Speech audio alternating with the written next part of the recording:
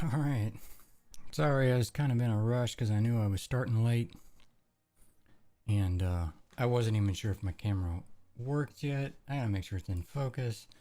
Um, I use this same camera to do my photography with today, which Sundays we volunteer. It's what we're doing today, editing pictures of rescue dogs. Um, and I just reconnected the camera, slammed the lens on there, and I don't even know if it's focused properly. So bear with me a second and see. Looks like it's a little back focused a little bit. And I don't use autofocus on this because it is a Nikon D810 and its video looks good, but the autofocus is terrible on these systems. So let me get out of that, I think. There we go. All right, again, bear with me. Sorry, I got kind of a late start. Had some honeydews to take care of. It's been a crazy day. It seems like my days never end. Let me get some of this stuff out of the way.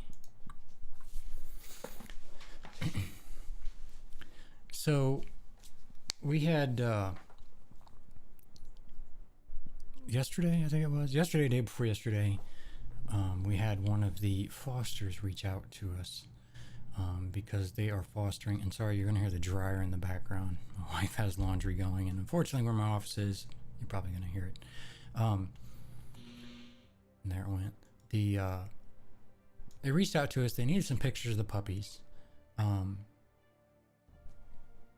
Maybe they did. Maybe they did. I mean, they needed pictures, but puppies go so fast anyway.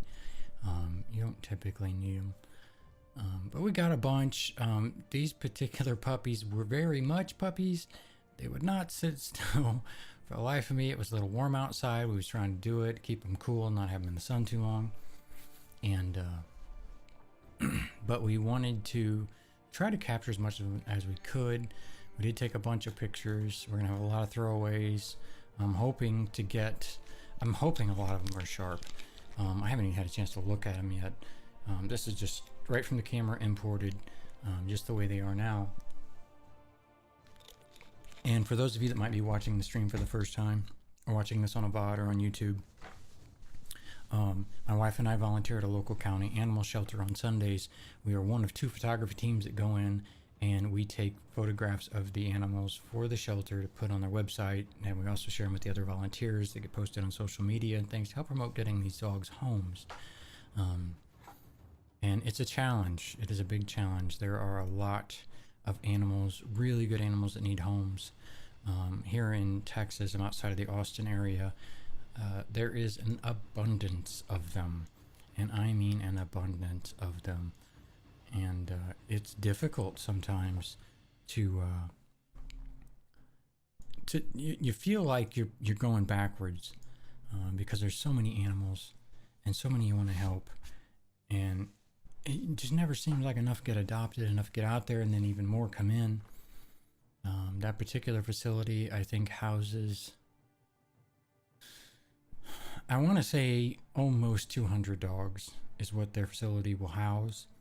And there has been several times when they've been overburdened with animals, had to double them up in kennels, use their outside resources, put them in portable kennels temporarily because they didn't have the room for it.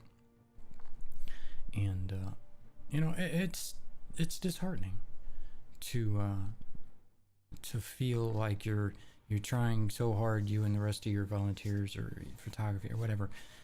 You're trying so hard to get these dogs out there and make a dent in it. And I know that we are, and I know that we do. But it can be tough. It can be trying at times. I mean, you think like, why am I doing this? It's not doing any good. It does do good. We don't always know it, and we don't always see it.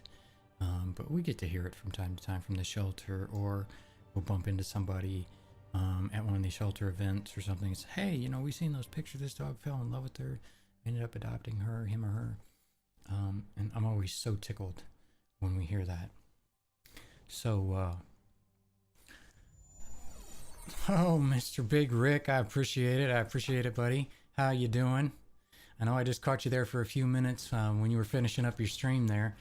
I really appreciate you hopping over. Always enjoy watching your stuff, man. Enjoy watching you and listening to you. You've come a long way in a short time in Elite, man. It's really cool. And for anybody that's here that doesn't know, Bayrick, he streams as well. He streams Elite Dangerous. Really cool guy, really fun guy. Great at chit chatting with everybody. I highly recommend go over and check him out if you haven't already, and support him. Great guy. Really enjoy it. So yeah, what were you doing? Some engineering, Rick? Or I know I caught you right there at the end of what you were doing. I was kind of rushing. I just got out of the shower. I had to mow the yard, get the honeydew stuff out of the way. Cool on follow. Yeah.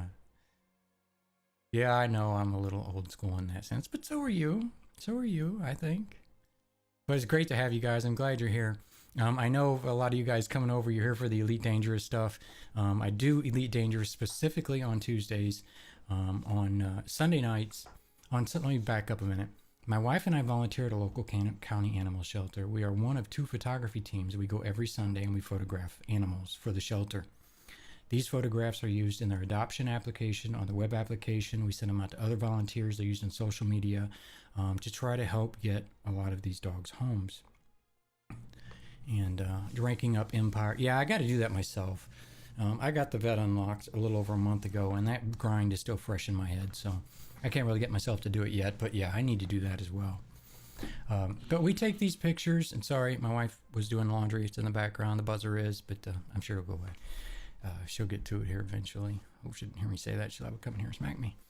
But we take these pictures and we get them out there. They're all going to be low res. We'll be using Lightroom, Photoshop. We'll talk about the dogs a bit. I talk about my experience with it. If you like animals, if you like dogs, or you like to talk about them, you want to advocate for them, or you're interested in doing something like this, or even something as far as volunteering at your local shelters, hang out, chit chat, we'll talk about it. I'm happy to share my experience with it.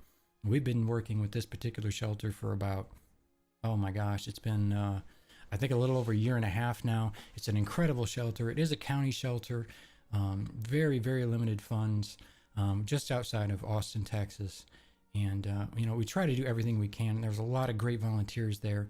And I like to think, I don't like looking at the numbers and asking, oh, how are we doing? How's the adoptions? Because it can be heartbreaking sometimes. There's so many animals. But we all do everything we can, and I know a lot of them get adopted. And I'm going to pop the screen over to Lightroom here. And I apologize again. I'm working with a lot of my overlays, and a lot of them are new, and one of them is actually broken. The devs know it. They're trying to fix it. But we are going to try to get us over there to Lightroom.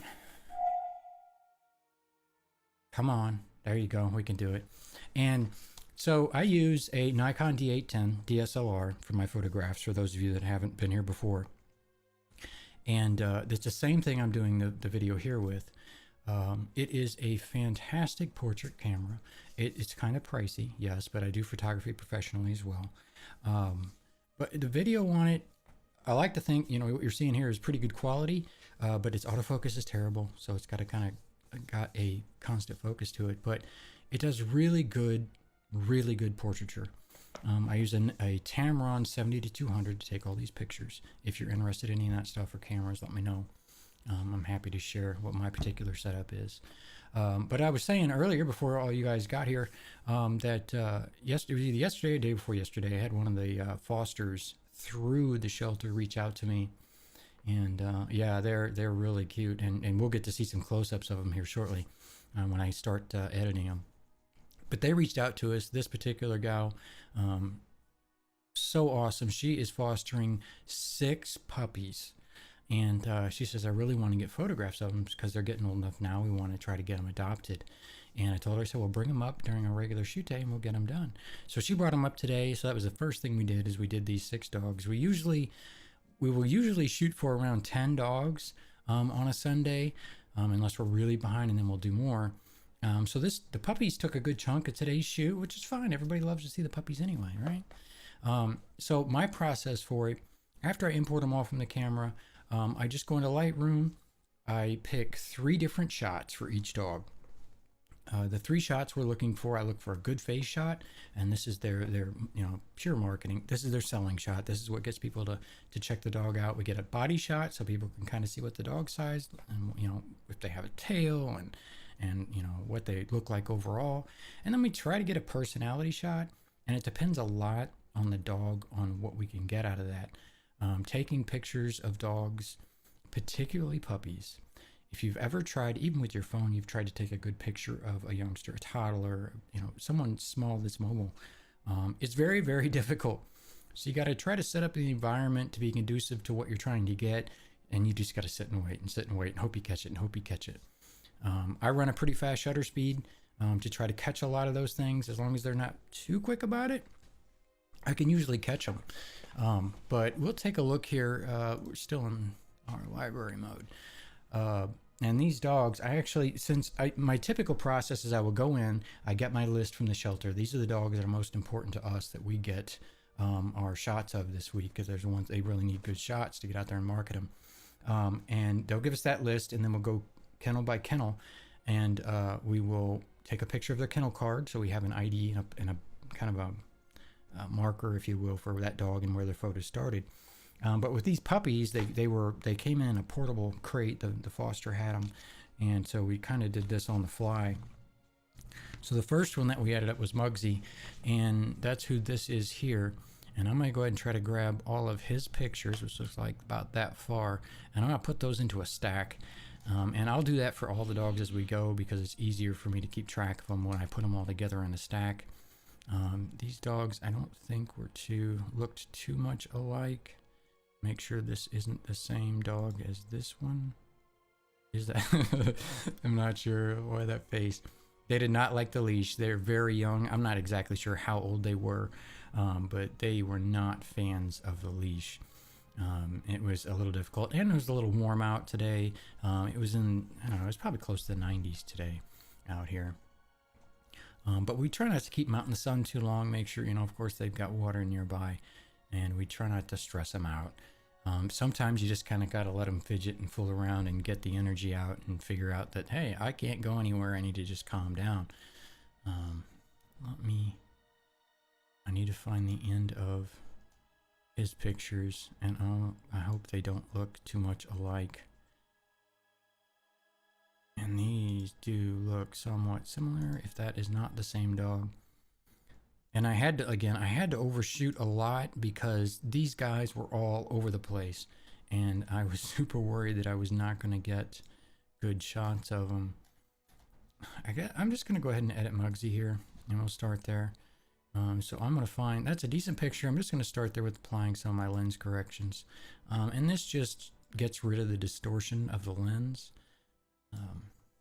And because of the way Lightroom renders on screen, I unfortunately can't do a direct capture of Lightroom, because it will show everything except the big picture. I learned that the hard way on my first stream. So we're catching part of my desktop. So I know some of these menus are going to pop off your screen and whatnot. But again, if you're curious about any of this, or you'd like to know kind of what I'm doing, just say so, and I'll try to walk through it the best I can. I'm not an expert at this. I have been doing it for a lot of years, but I do very specific things. I do animals, and I do portrait work, headshots, things like that, commercial work, models, and what have you.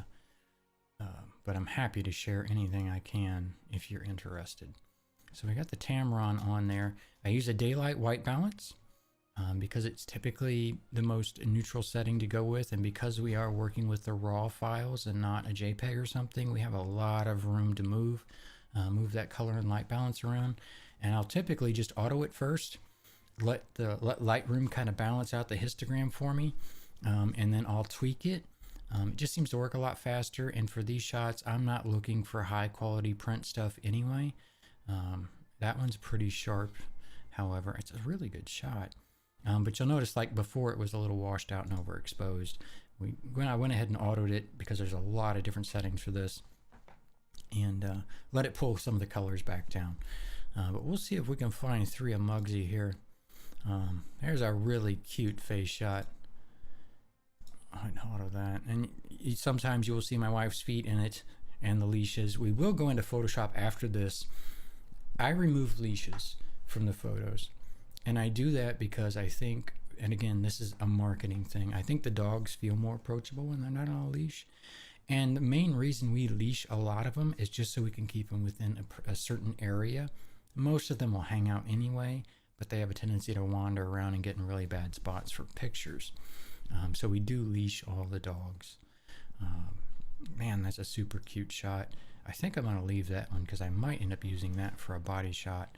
I really like this one. The raw files are 16:9 in their aspect ratio, the way they're long, wide rectangle. And the shelter applications that we have to upload these into, they just switched it about 4 or 5 months ago, and they require a 1:1 aspect ratio. In other words, a perfect square.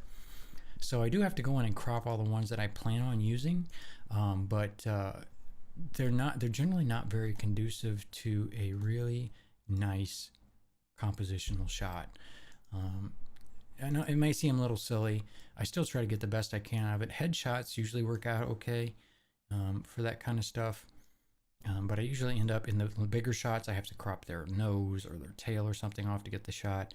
And I did have a few words with the people that developed that application, and they basically, the gist of it is they are not big enough and do not have the budget to go in and correct that and make that possible. I don't know. Instagram does something similar, which I never did understand, considering that site revolves around photography. But you know, what can you do? We work with what we got. And what a doll. And sorry if she doesn't catch that here in a minute, I'm gonna go stop at that buzzer. But I really like that shot. I'm gonna go ahead and flag that as our head shot. And now we need a body shot. And it looks like, okay, that's a different dog. That is Tipsy. But we're going to see, we'll probably end up going with that first one because I think we pretty much got all the dog in there. I don't really care for his head position on that one. There he's squinting. But it is a spray and pray situation. In other words, you're just shooting all you can, particular spots, trying to get something that's really going to work for you. That's super cute. I use an on-camera flash. So what you're seeing here, this would be like all natural lighting, which is, it's pretty, and it's a good shot. It's a good focus. The dog looks really good. Not too happy with her feet being in the shot. We can edit that out. We might try, if we end up with a shot with her shoes in it in Photoshop, if it's not too huge of an ordeal, and pull those out. So you flash and then no flash. So you can see the difference here. And one of the biggest reasons I use a flash, and here it looks like we're actually going to get a little bit of highlight in the eyes from the sky, but I really like those eyes to pop, because with any photography, human beings look at the face of something first. That's the first thing we look for. It's built into us, and really making those eyes pop really catches your attention. It can really pull you in. Now here, even though I'm not sure if we just caught full sun, because it doesn't look like I caught the flash. No, there's no flash there. You can see a little bit of highlight in the eyes from the sky. Not much. I'm not impressed. To me, these just look like black holes in the eyes, and we try to avoid that if we can, because they're not very they're not very flattering pictures. So adorable. I really like that though. It's just a shame that like here you see the flash went off. We got a better balance and exposure on the face. But unless we use this one, I'm curious what that's going to come out in a 1x1. It's not bad. It's a little low. Probably crop it down a little bit. I'm going to auto that out again. It pretty much stayed the same. And we did get a little, now you see that really bright dot in their eye there. That is from the flash. It's a little small, and we'll probably brighten those eyes up a little bit in post when we get over to Photoshop. We'll go ahead and flag that one as well as one of our body shots. And now we want a personality shot.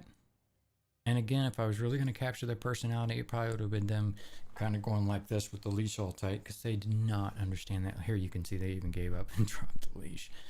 But what a doll. A little bit blurry. Looks like he's moving around a bit. A little soft. Man, I wish I would have had more highlight in the eyes on that one. I may just... See, we have that one already. And that's somewhat similar.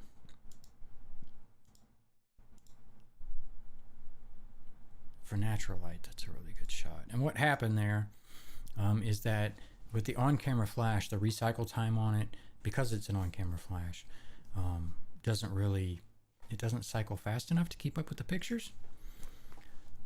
What happened here is I took a picture, the flash went off, then he looked right at me, caught a really good pose, and I click it again, hoping that the flash cycled fast enough. In this case, it did not.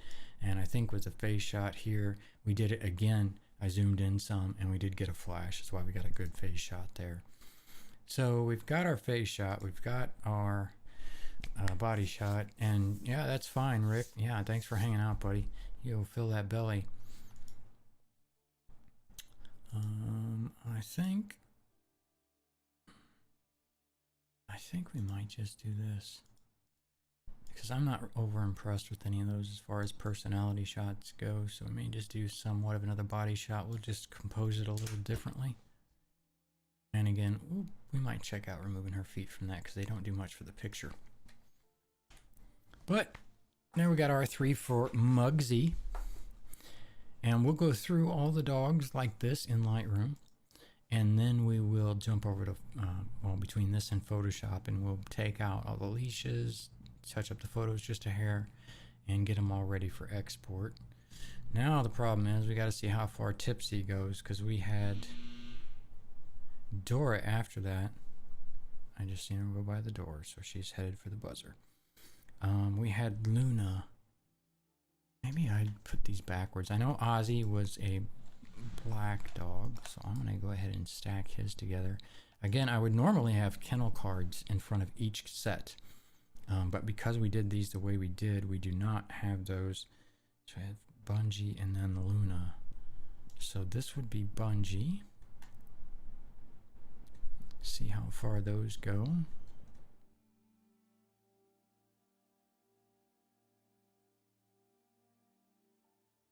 That looks like the same dog to me. Those are really dark, I know. I started getting some clipping on the white part of their fur from the way the sun was, and so I just kicked up the shutter speed because I knew I can pull all that back here in Lightroom. But once you clip, if you clip it out, you can't. Once, because the white gets washed out and there's no data there, you can't pull it back. And I've got to sort these dogs out because Ozzy was, there were 6 of them. Ozzy was our 4th. So out of these pictures afterwards, there are 2 dogs.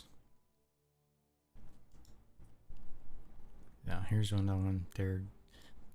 They don't like that leash. Not used to it. Which I did talk to the foster, and she said she was getting ready to start leash training them. And so it can be a little awkward for them.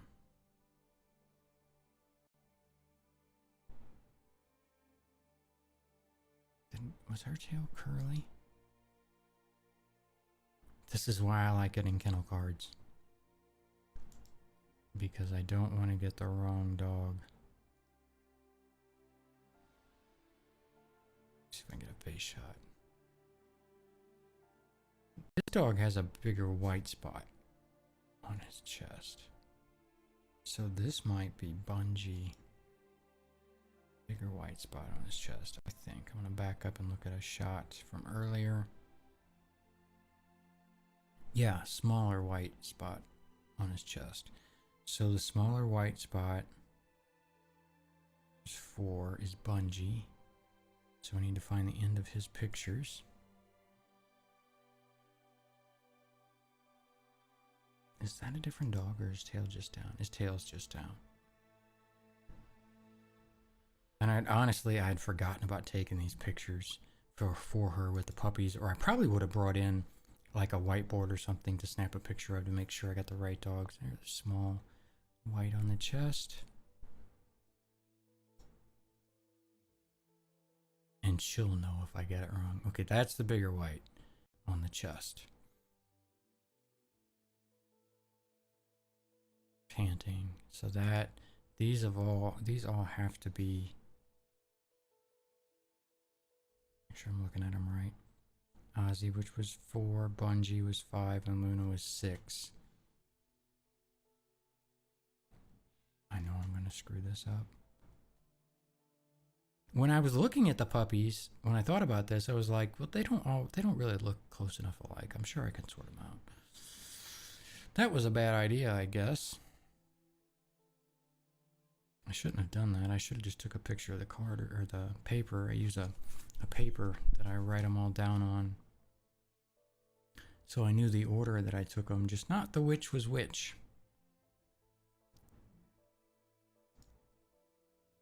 This is where we started on Maverick. I'm going to go ahead and pull his out of here. And again, today was a little bit of a weird day at the shelter. I know this is Buddy. I did not get his kennel card, and it was just my fault. Just the way we were doing things, I just forgot to get his kennel card. Because he was out in the play yard. He wasn't in his kennel, so we had to go to the play yard to get him. And usually in those cases, I'll go back to where their kennel is and get the picture of their card. Number 6, Luna. So I know this is Luna. Man, it sure don't seem like there's 3 dogs worth of photos there.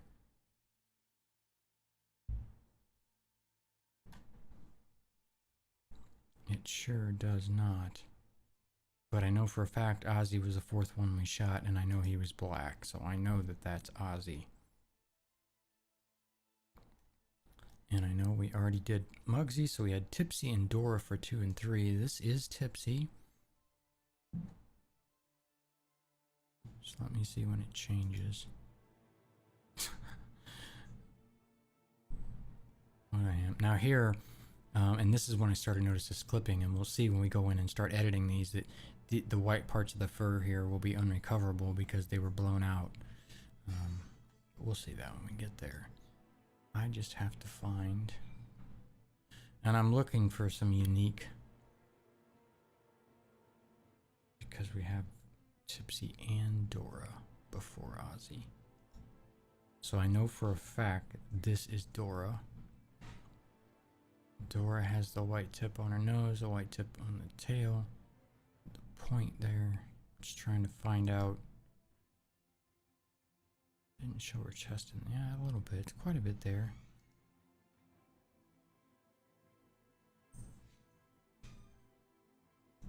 So let this be a lesson to us all. Make sure you have better markers. And anything that I deem unusable, meaning I'll never use it for anything, I just remove from the hard drive. Each one of these pictures is about 50 megabytes on the hard drive in their raw form. And I archive all of my photographs in their raw form. So if I get something that I know is just unusable and I'll never use it, I take it off and get rid of it. Like this, it's not a bad shot, but I'll never use it because obviously they're looking the other way, so I'll just take it out, get rid of it altogether. Can't see their tail. Looks like the same type of marking on the nose, so I'm gonna guess that that is still Dora. And this is Tipsy. This is the last one of Tipsy. Yeah, because of the white on the paws. Yeah, that's definitely 2 different puppies. So this is Tipsy. And this is Dora.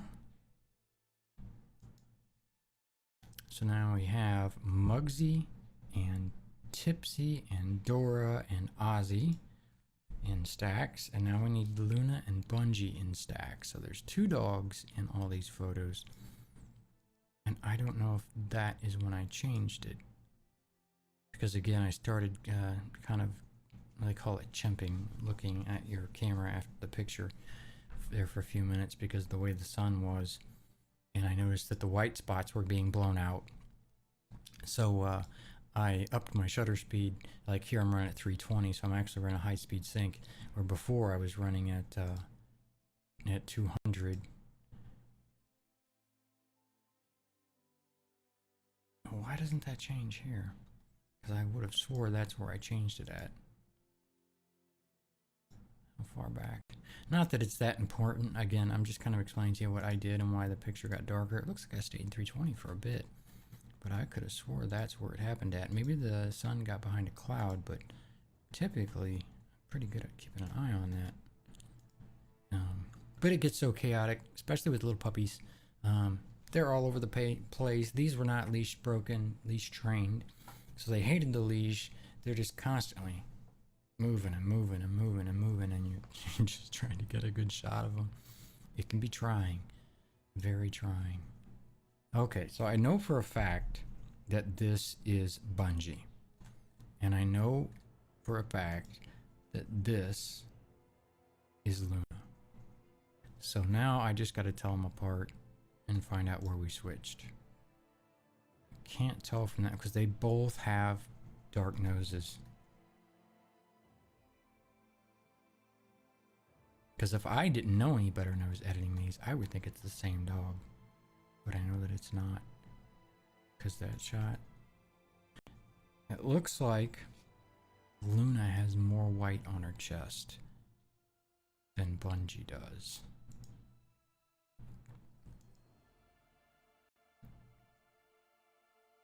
Laying in the shadows. Okay, that is Bungie for sure.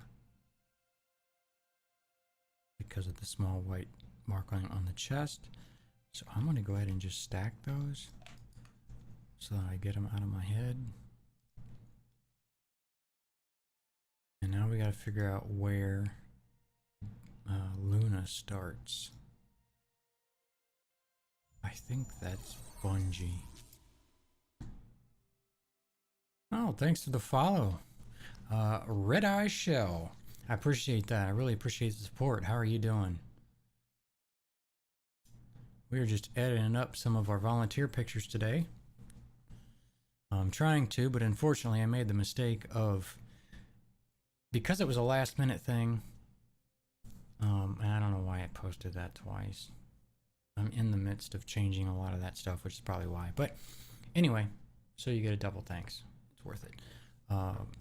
So these puppies came in. I knew yesterday, it was yesterday, day before yesterday, that the shelter had asked me, actually the foster had asked me through the shelter if I would take their pictures because they wanted to promote them. I said I would. I said be there this amount of time, at this time when I go there and normally take my pictures. And I had completely forgotten about it because the past few days have been crazy. And I showed up and she was there with all the puppies and I was like, oh yeah, we wanted to do that. And I took all the pictures and I did write all their names down and I wrote the order I took them in, but I didn't put any visual markers in the pictures for who's who. So now I'm going through and trying to pick at them to find out. Oh, great, great. Do you do photography as well, or just puppies, or work with dogs or animals, or what brings you? Oh, this is going to drive me nuts, finding out which one's which. Or at least where, and I keep forgetting the names, Luna, where Luna starts. And I think these dogs are right around 3 months old, I believe, these puppies. All right, I know that that is Luna because we can clearly see the white breastplate on her. Oh, you came over with Rick. Oh, great. Well, thank you for coming over. I appreciate that. And thanks again, Rick, for bringing everybody over. A kitty from a local shelter. Fantastic. I do photograph cats as well. It's not my normal rotation. We normally do dogs on Sundays at the shelter. But every now and then there'll be a request in the shelter, hey, we need some cats, and I'll do the cats. My wife, however, who helps me do this, she's allergic to cats, so she can't help me do them. I usually get another volunteer from the shelter, somebody to help me. But we did a whole, and I mentioned this before on some of my streams, I did what we call it a rescue collection. And I spent all last year photographing. We of course did Sundays every day. We go out to the shelter, we take pictures, edit those, send them out, help promote the animals. But once a week, sometimes twice a week, they would also bring an animal into the studio and we would do studio shots. Really high quality print, beautiful studio shots. And towards the end of the year, I went through all those shoots and I pulled together what we call a rescue collection, which was black and white, low key or low light photography of the animals in print sizes. And now they're all over the shelter. They took them, they printed them out, and now they're all over the new shelter facility. and they are beautiful. They are so beautiful. And there's cats and dogs in those.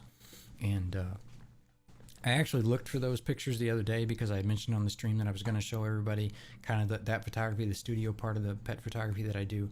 But I think I already archived them off, so I have to go dig them out of my archives and pull them over.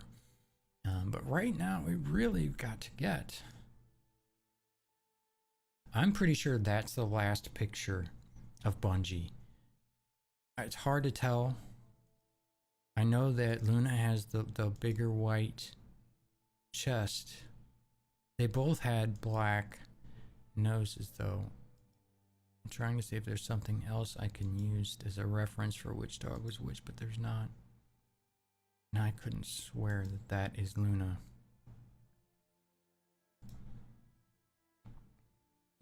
It's so hard to tell there. I'm pretty sure that's Bungie. That's definitely Bungie. Well, that's the stack, that's why. Well, I'm just going to start here for now. If we can pull the shots that I need out of that stack, then I won't worry about it, and we'll just leave those alone. And that way I know I've got the right dogs. I don't want to send them pictures saying it's a different dog. So we edited Mugsy's pictures. We got our pictures there of the headshot, body shot, personality shot. Not so much on the personality shot, it's just kind of a different angle. We'll go in and clean this up and make this look better here in a few minutes. Now I want to get tipsy in that, that crazy shot. So I'm first going to go through here and we're going to find a face shot of her. And again, I do use on-camera flash, so I'm going to look for something that I think, well, first of all, it's in focus, and it's hard because they're like here, it's really soft. You can see how blurry it is. They all go out low res, so if they're a little soft, I'm okay with it because you'll never know it when it comes out the other end of the process. Look at that adorable face. I wish the flash would have went off there. It looks like the cycle time just didn't catch it. That one's a little bit blown out. I'll audit that real quick just to see if it'll pull it down. We might use that for our face shot if I didn't get anything any better. But they were all over the place, but they were so adorable and so friendly. And you know, that's why I personally have such an issue with dogs that come in that are really badly behaved. Because you know they didn't just learn that. They had to be in an environment that was conducive to them behaving poorly.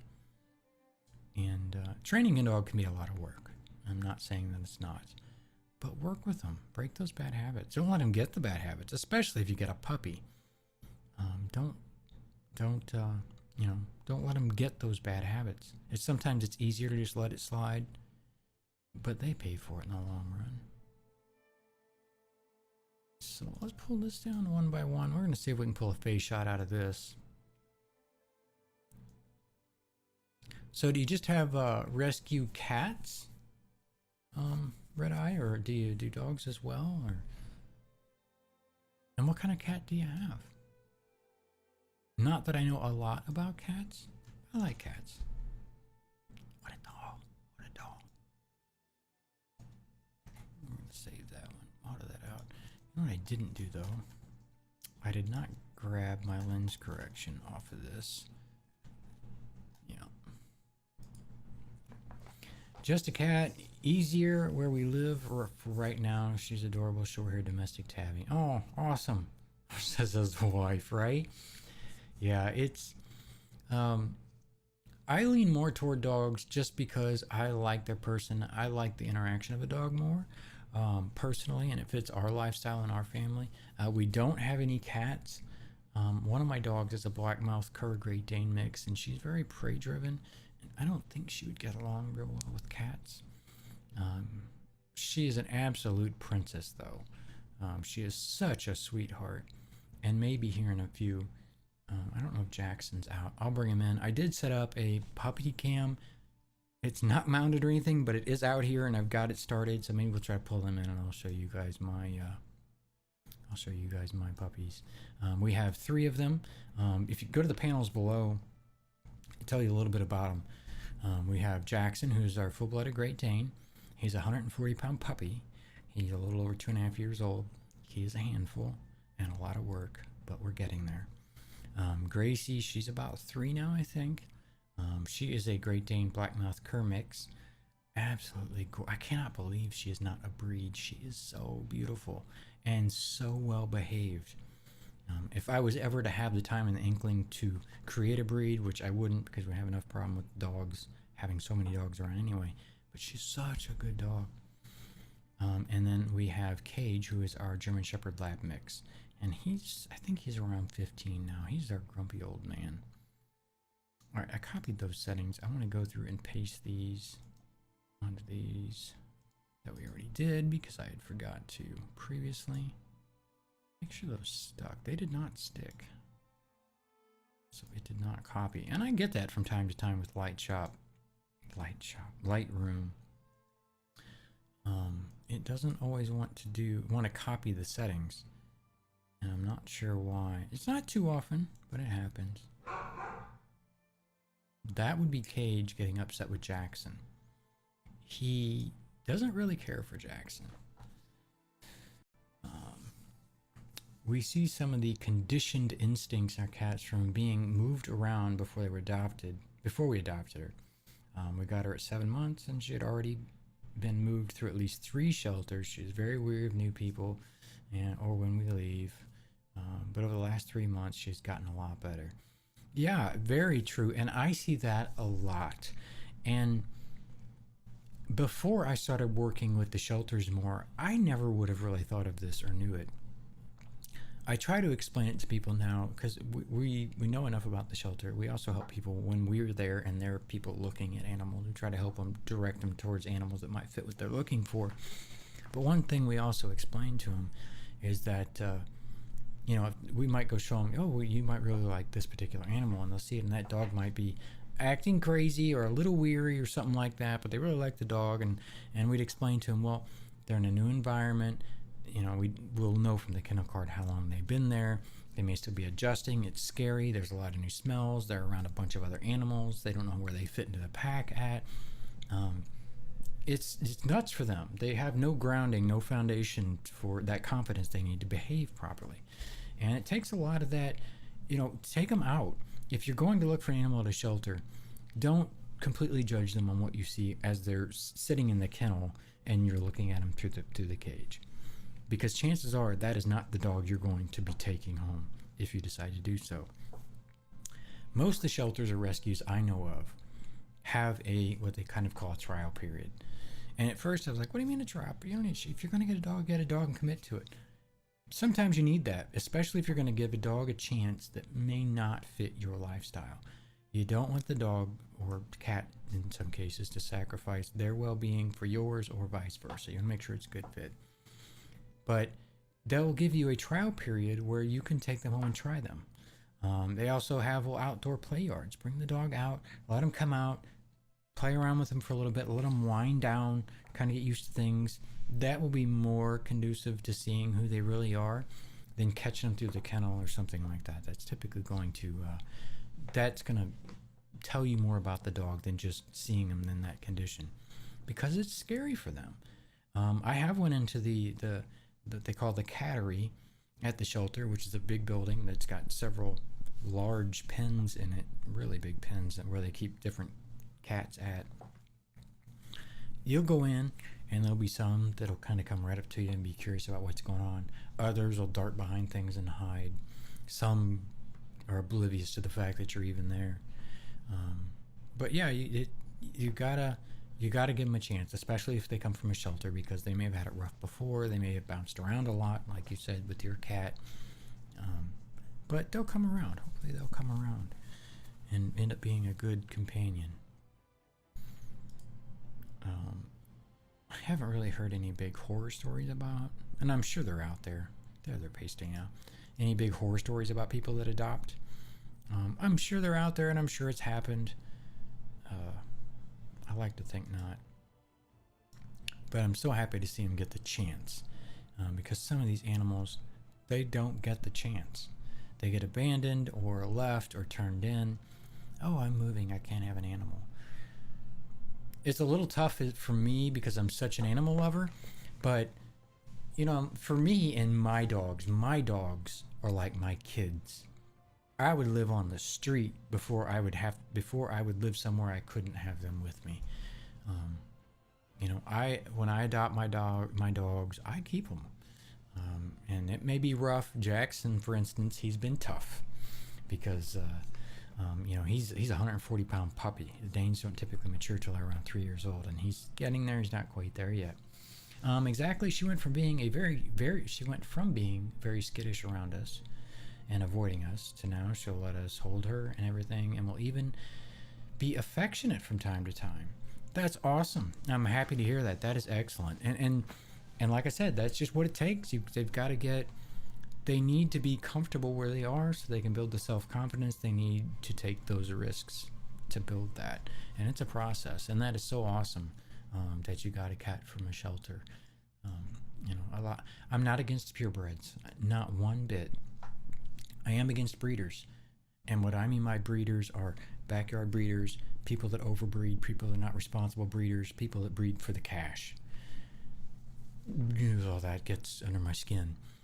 But purebred breeders, excellent. The ones, you know, we've been to Dane breeders before because we had thought about getting one before, and this before we started working in the shelter. And we went to several of them because we wanted to see how they took care of their animals, what they, you know, how they interacted with the animals, what kind of housing conditions they were in. Because I will not support directly or indirectly, if I can help it, any backyard breeders.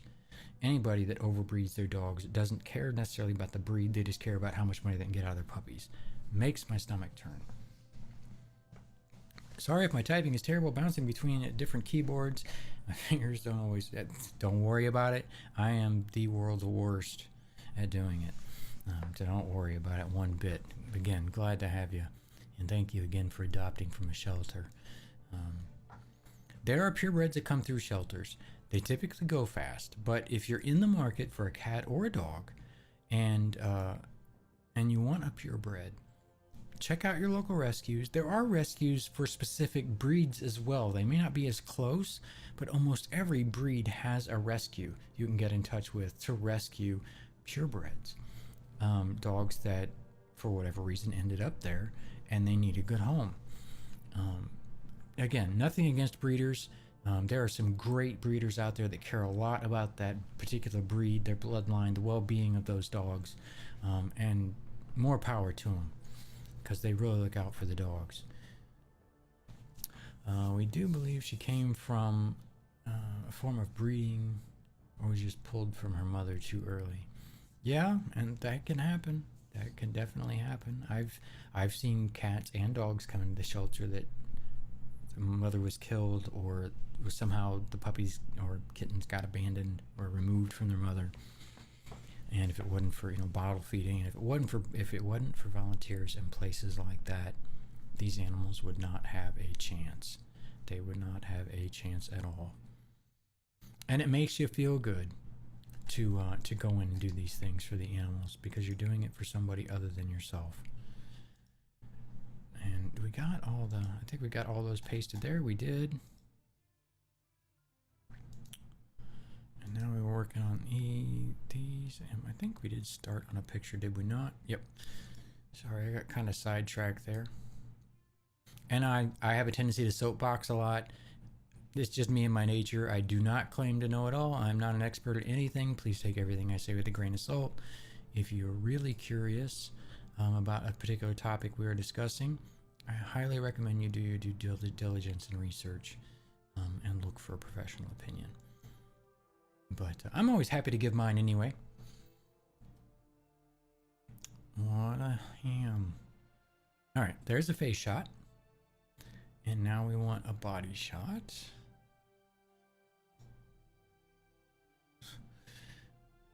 Right after this shot, I remember it, right after this shot, Tipsy, she did some really good poses, but her ear was flipped over. And so we got her ear flipped back over. She started behaving a little after that. And again, these are a little bit bright.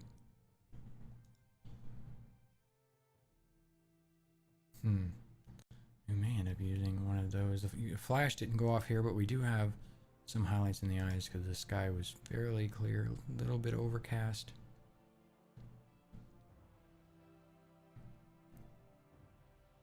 But I'd really like to get her standing up.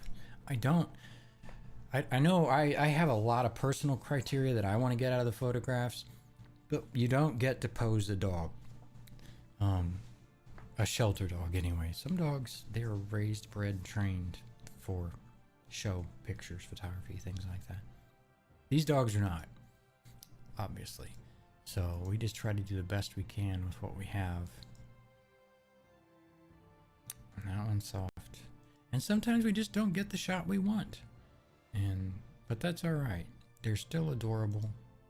And if it helps at all, I wonder if that's a dry patch or a sore. Looks like a dry patch. Because when we get into Photoshop and start editing these, I try to be very ethical about my editing when it comes to animals. I will touch up, eye boogers and stuff like that, grass on their face. If they have a small sore that is healing, sometimes I'll get rid of those because by the time an adopter gets them, it won't be there anymore. But I'll never misrepresent an animal.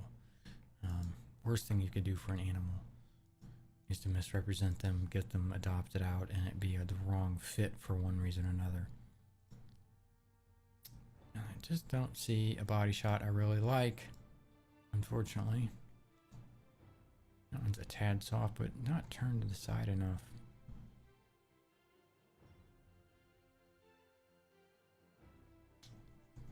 I don't know what to do with that. I'm either gonna add that. To me, this would make a good personality shot. Let's just do that. We'll just turn this one into a personality shot, and we'll just keep digging for a body shot. And I also mentioned before on my editing streams for the dogs that I never would have thought before I started taking pictures this was such a big deal, but I seem to always get asked whenever I edit a picture of a dog. And if so dark. If for some reason I had to crop their tail out, or their tail was wrapped around them in a manner you couldn't really see it, does that dog have a tail? How many times I've been asked that? Does that dog have a tail? I would not have ever thought it would have been such a big deal, but apparently that is a big deal. And this is so touchy because I'm working with Lightroom in a much lower resolution than I normally do. I have a huge, excuse me, 30, I think it's a 32. I know it's not huge, it's a big one. Apple Media monitor. It's got a weird aspect ratio on it, but it's color corrected and everything for my photography work. And for streaming, it just doesn't work very well for the aspect ratio, so I used the screen capture, and it's kind of a 16:9 format, and it made everything really small. So when I adjust these sliders, it moves really quick. I turn my mouse DPI down. We'll go ahead and keep that one. Again, these don't have to be award-winning photographs. They're just there to help promote the dog. But I still try to get the best I can. That one's useless. That one's way too blurry. That one's still funny. It didn't catch it too bad. That was 320. At 320 at 6.3. It didn't do too bad at catching it there. Focus. Oh, thanks. Yeah, I try to. Again, I'm mostly at the mercy of the dogs. It's just like taking pictures of toddlers that can walk. They're everywhere. They're looking everywhere. And you just gotta kind of sit and set everything up so that when they do it, you can click, click, click. You can grab them.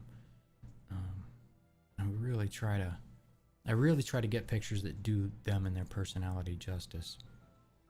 Not always great. We've got the face shot. We've got the personality shot. We still need a body shot. That one, the ear, I keep looking at that. I'm just gonna get rid of it. I can't do it with the ear flipped over.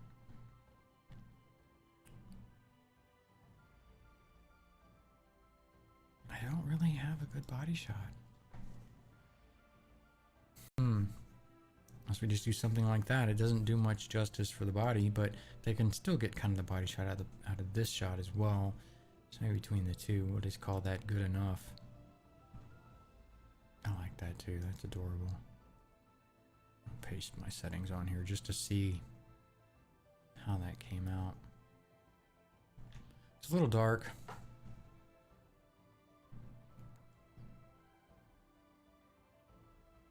Still super cute.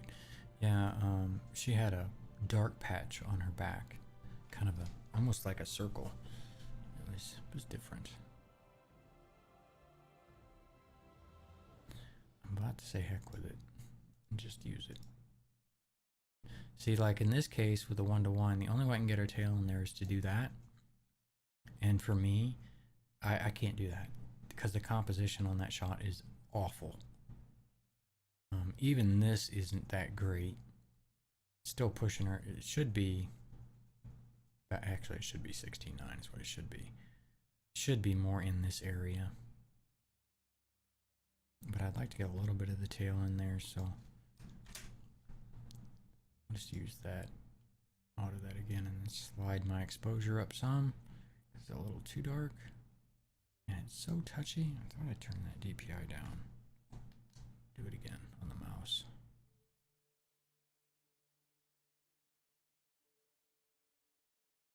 Yeah, I think we'll go with that. I'll go ahead and flag that one. So we got his 3 shots, her 3 shots. That was 2. That was Tipsy, the girl. And now we will do Dora. Same thing, you know, it's what a ham. And she was a little more laid back. That was so cute, and I did get the focus on it. I was hoping I would. I would have liked to run a little tighter depth of field on there so her hind end was a little more blurred. But that was really cute when she was looking back over her hind end like that. We want a face shot.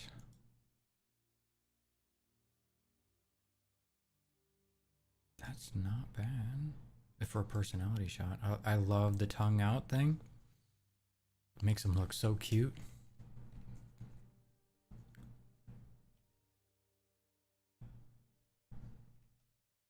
We may not have gotten a great face shot on her. That's a little soft. I may use that anyway, because it's one of the most straight-ons that I have. That's cute too. That might make a cute body shot. I'm gonna try this and see if it'll work. Sometimes you just have to do that just to see if you can pull it off. And let's turn my DPI down. Now I'm going all over my desk to move this mouse. So we're gonna pull this down.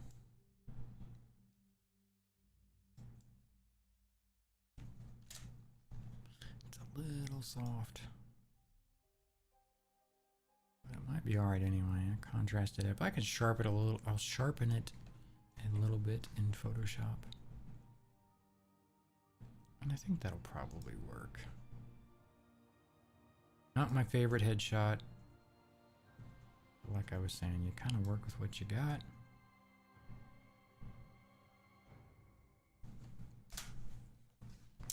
All right, headshot. Done. Is that the first one in that? It was the first one in that stack. Body shot.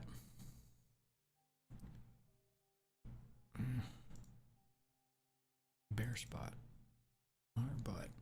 And I probably should have asked. I know these puppies were recovering from something because I remember talking about something on one of them's tail looking a lot better. They may have come in with the mange or who knows. What is all?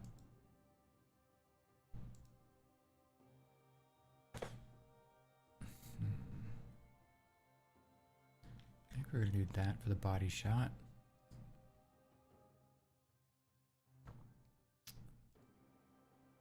And crop that down to our 1:1.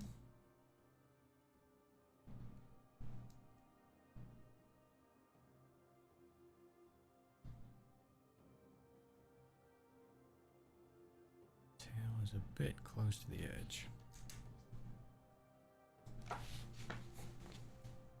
Auto didn't do bad. We didn't get much catch light in that eye. But it's still a good I like the tongue out thing. It shows a lot of personality, I think. Even though it's purely by accident and all the dogs do it, when you can actually catch it, it's super cute. So we've got our headshot, which is a little soft. We've got a personality shot, and then we're gonna do this behind this. That's it. It's the behind the scenes shot. That's what I'll go with. 1-1.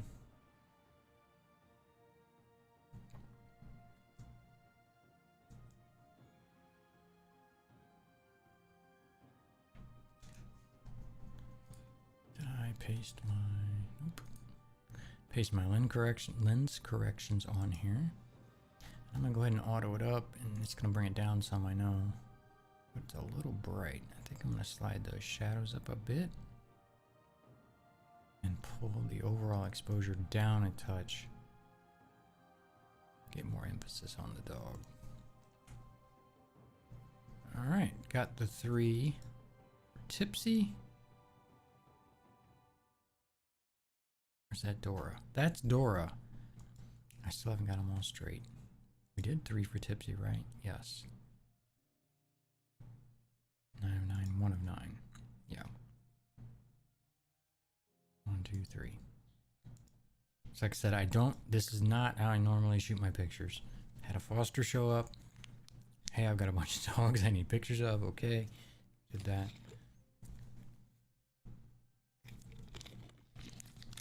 It's been a crazy day. Got up, got my coffee, started working on some of these broken overlays, which actually I think showed up okay so far. I think. I don't know, I'll watch the VOD later and see, but a couple of my overlays, I say they're broken. They're not broken, they're caching weird, so the first couple of times it shows up they're fine, but then it'll do something crazy. The developers know about it, they're working on a fix. Alright, Ozzy. This was the only black pup, and because he was black, he really wanted to be in the shade, understandably so. But they make for terrible pictures. That one's not bad. That's a cute picture. A little bit soft.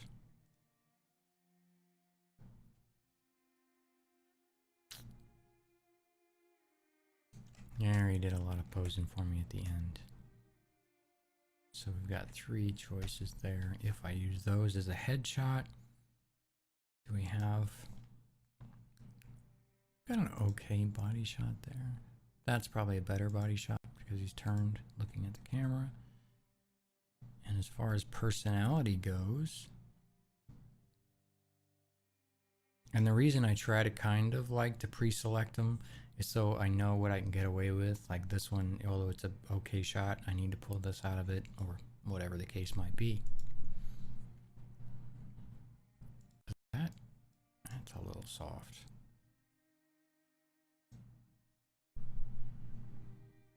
That's really too much in the shadow. That's just unusable. So we're gonna get rid of it. And again, I want to thank you guys for being here. I love talking about dogs and sharing our story with our animals. Every Sunday afternoon, starting at 3. I did get a little late start today.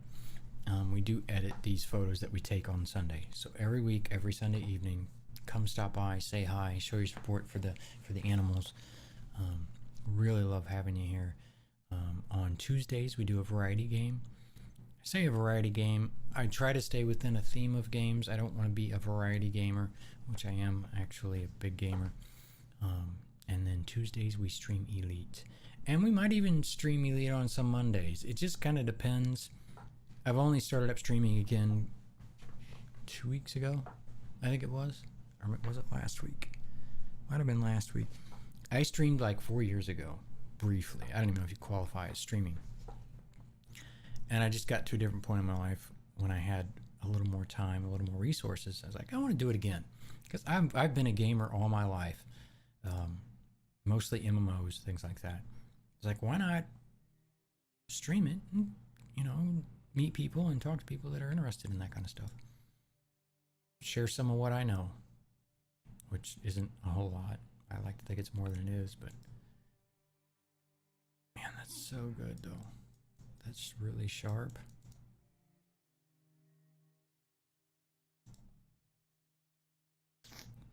I just don't know what I would do with it, because it's not that it's in shadow, it's that it's in a stripe of a shadow. It would make it really difficult to edit later. So for personality, I'm not sure what we're gonna do.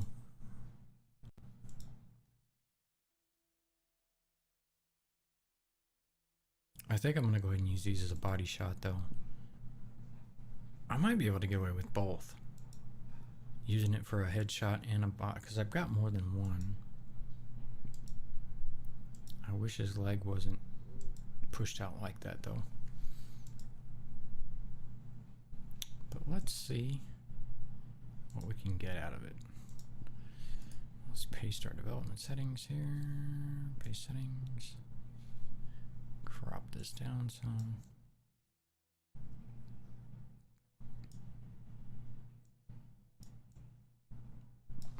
And the composition of a photograph is all personal choice. I have been an amateur wannabe photographer my whole life. I've always been taking pictures in one way, shape, or form. Professionally, I got into it 3 years ago, I think. I actually went out and spent the money to get all the proper equipment, and I really enjoy it. I have a lot of fun with it. I especially love doing something useful with it, like here, volunteering at the shelter and helping these dogs get homes, and cats. It's mostly dogs. So if you use that for a body shot,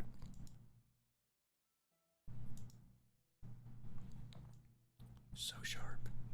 Yeah, if they just be still for a second, I can get really good headshots out.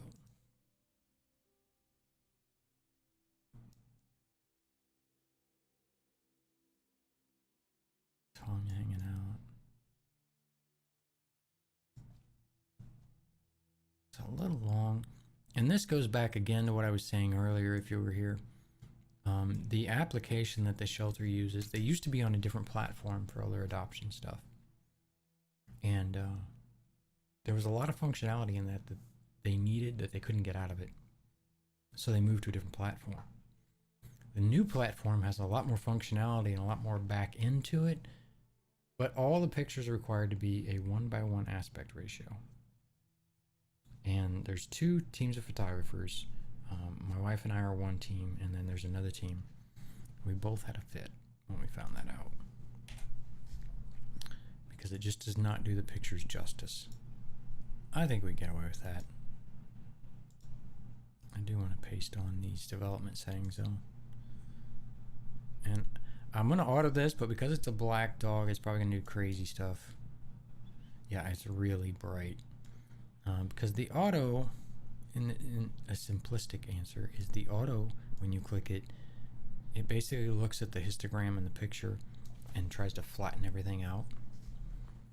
But if you have a very dark dog taking up most of the pictures, you can kind of see what I mean.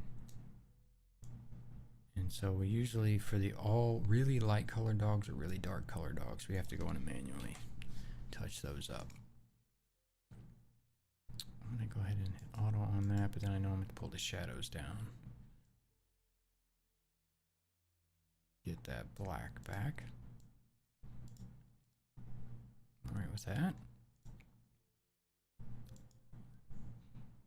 Face shot, personality, or body shot. Now we need to find another personality shot or another body shot. That might work. It might. And again, I have a dryer running on the other side of this wall behind me. And if you catch some of that, I apologize. And I have my ceiling fan on because it's incredibly warm here. And sometimes it likes to keep my mic busy. Not liking this.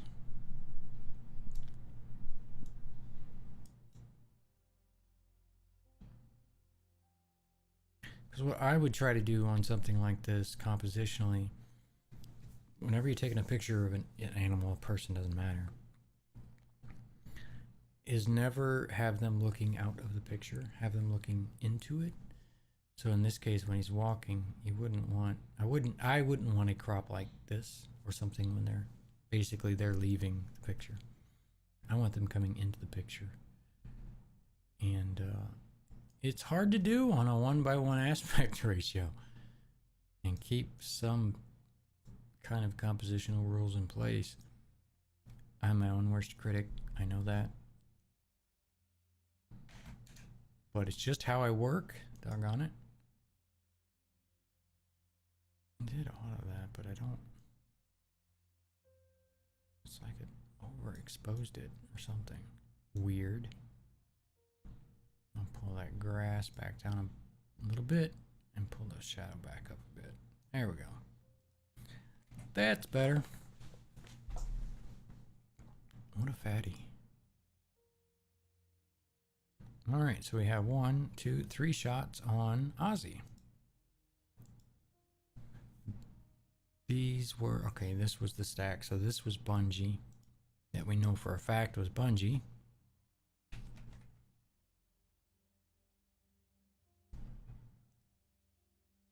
Soft. Looks like we missed it. Yeah, the focus is back there on towards the back of his head. And I mean, I am running a 6.3. I could run it higher, a higher depth of field, higher aperture, more depth of field. I would have to run a lower shutter speed.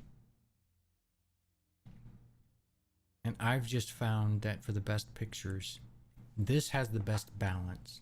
The sacrifice that I make is that if they move too fast, it's soft. But I've always found that's not a bad body shot, and it's really sharp too. I've just found that's what works best for me. I did bump this up to 320. I usually work at around 200. I bumped it up to 320, 3/20ths of a second because it was so bright out, and some of the white patches on the dogs were blowing out, and I did not want that. Obviously, let's see. I would love to have his face right there in those thirds. But I can't do it. So I end up with some bizarre. So I've got all this dead space on bottom, I've got all this dead space on top, and the dog is not well composed in the picture. Again, I'm my own worst critic.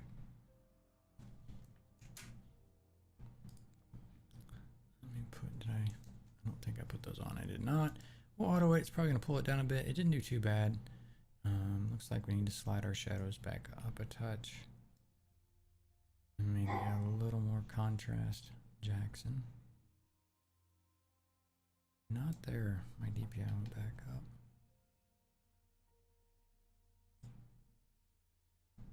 Like that. So there's our body shot. Need a face shot. 14 of 14. So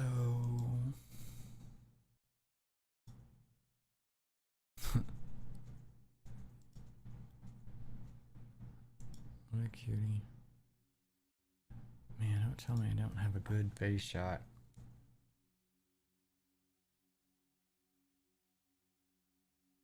I have to use that. It's soft.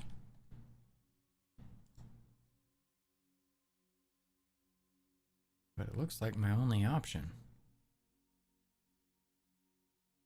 I'm not seeing anything else that really makes sense for a face shot.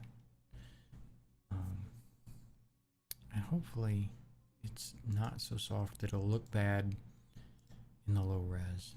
If for some reason it's really bad, and I don't think I've ever really had it happen, I'll come in and just find a different picture, even if I have to sacrifice some of the angle of the face to get it. Paste these on. Auto that up and bring it down.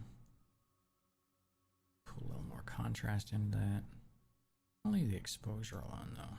Pull the shadow up a bit. Alright, face shot, body shot.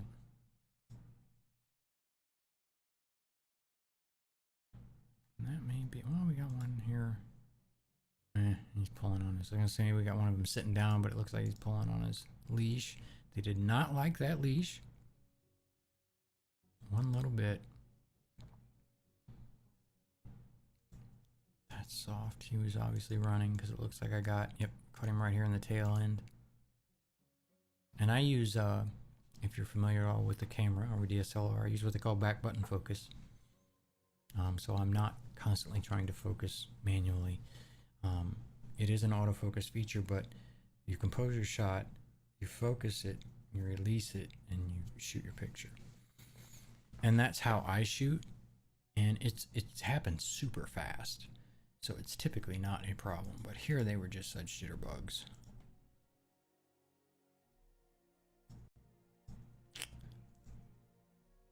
Then I missed a few. Eyes closed. I'm just gonna get rid of that. That is of no use to me.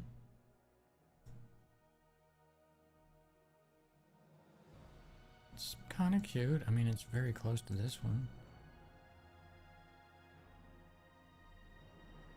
But I'm not really seeing anything that stands out to me. That's kind of cute too, but his whole face is in shadow.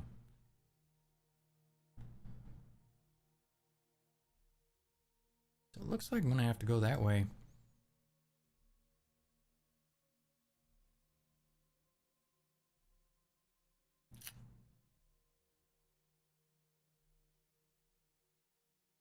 It's hung out, but he's squinting, and it's soft. I'm so damn picky. It's a good shot, looking the other way.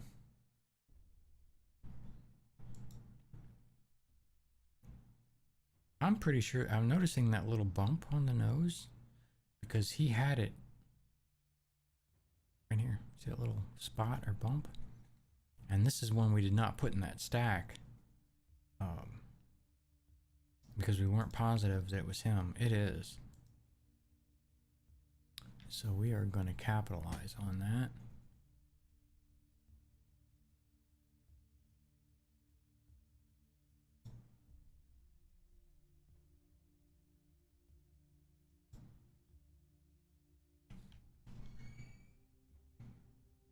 Creaky door. Oil it. My house is a year and a half old, and I'm starting to have problems with it. But thankfully, they're just silly little problems. That's so cute. Develop settings, paste R, lens correction on there. I'm gonna auto it. It's probably gonna bring it up too high. It didn't do too bad, a little bit. Pull the contrast up. I keep bumping. I have an MMO gaming mouse, so it's got all the numbers on the sides. And sometimes I bump them with my thumb. And in Lightroom, that sets its rating. So that's why I end up rating those wrong. That's so cute. All right, so there is his 3, right? This was Bungie? Yes.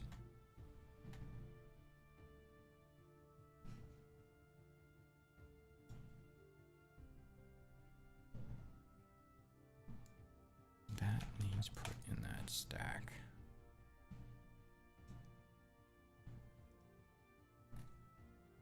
Did it go to the front? Yep, right there, whatever. 1 of 14. Oh, okay, it's in the right place. Again, I'm so used to seeing stacks with kennel cards as their top picture, because that's the way I stack them. This is a bit disorienting for me. But we're gonna get through it. There goes my Jackson. I'll pull him in here real quick while he's out and about. You get to see a bit of him. Just a second. Come here, bud. Don't knock my stuff over. Yes. Ugh. He just slobbered all over my hand. Let me switch this up. Come here. Come say hi. Come say hi. Yes. He's a big boy, but he's so awesome and affectionate. The puppy stuff, that's what'll get you. Cause he's not quite 3 yet, about 2.5. And because the Great Danes don't mature until they're about 3, he does a lot of silly puppy stuff. Don't you? Right now, I know you can't see him. I switched the cameras, but all you'd see is the side of his body. But he had his head buried in my lap, didn't you? I can try.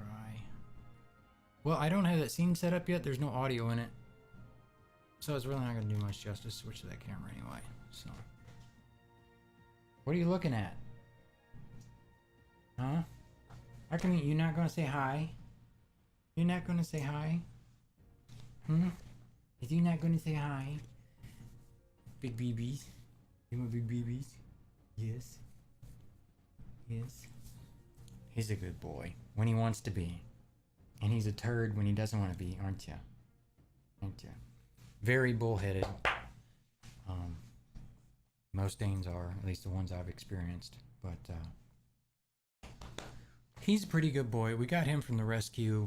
Kind of the way it happened with him is he came in because... Now Gracie wants to know what's going on in here. He came in because they thought he got hit by a car. His whole left his whole left leg was swollen. It was bigger than mine. I'm talking, his whole leg was huge. And the vets thought that he got hit by a car, and it didn't break his back, but fractured a bone in his back, which pinched a nerve because he was dragging his leg, and it was so swollen. So he got up there late one evening at the shelter, and they kept him up in the main office. And the next morning, they took him down to the local vet. And they know that we're big dog fans. And so I had the shelter call me and said, hey, we got a Great Dane. And they told me the story behind it. You interested in fostering? Absolutely. So I went down to the vet, sat so he could get released, and picked him up. Brought him home, babied the crap out of him. He soaked it up. Knowing him now, he was just soaking it up. And his leg healed up pretty quickly. And he's perfectly fine, which is amazing. I'm so happy. So happy. And he's getting a little better as he's maturing. We still don't trust him enough when we're not here or here to kind of keep an eye on him. We keep him in his kennel. And his kennel, I had to special order his kennel. That's how damn big his kennel is. But he'll stay in there. He doesn't like it too much. Again, Danes, as far as a breed, if you're not real familiar with, very affectionate. They love people. They want to be around people. They don't like to be alone. Which is another thing I worry about. He's never been out in the house when nobody is here. I can imagine what he would get into. And I would also worry he might have a bit of separation anxiety and start tearing stuff up. Don't know. Again, haven't done it. You want him back out? You want back out? I think he wants back out. Bear with me.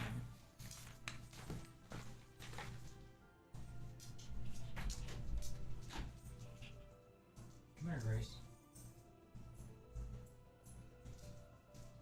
Come here, Grace. Jackson, you wait. It's Grace's turn. Come here. You go in and you go out. There we go. There we go.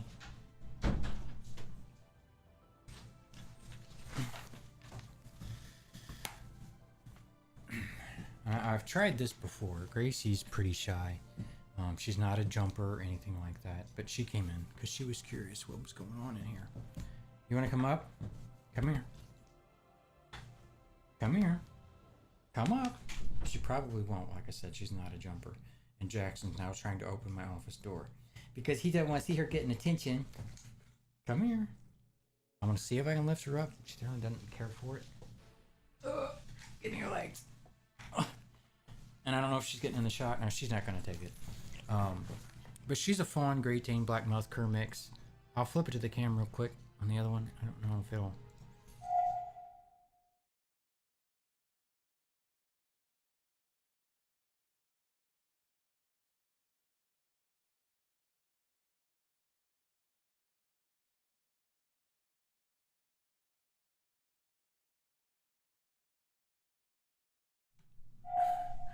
Let me see if I can get my audio over there. It almost ended up as a perfect shot. She was looking right at it, but there's no audio source over there. I'm gonna flip back to that scene and add the audio source to it so you can actually hear as well. Again, I just started working on that, so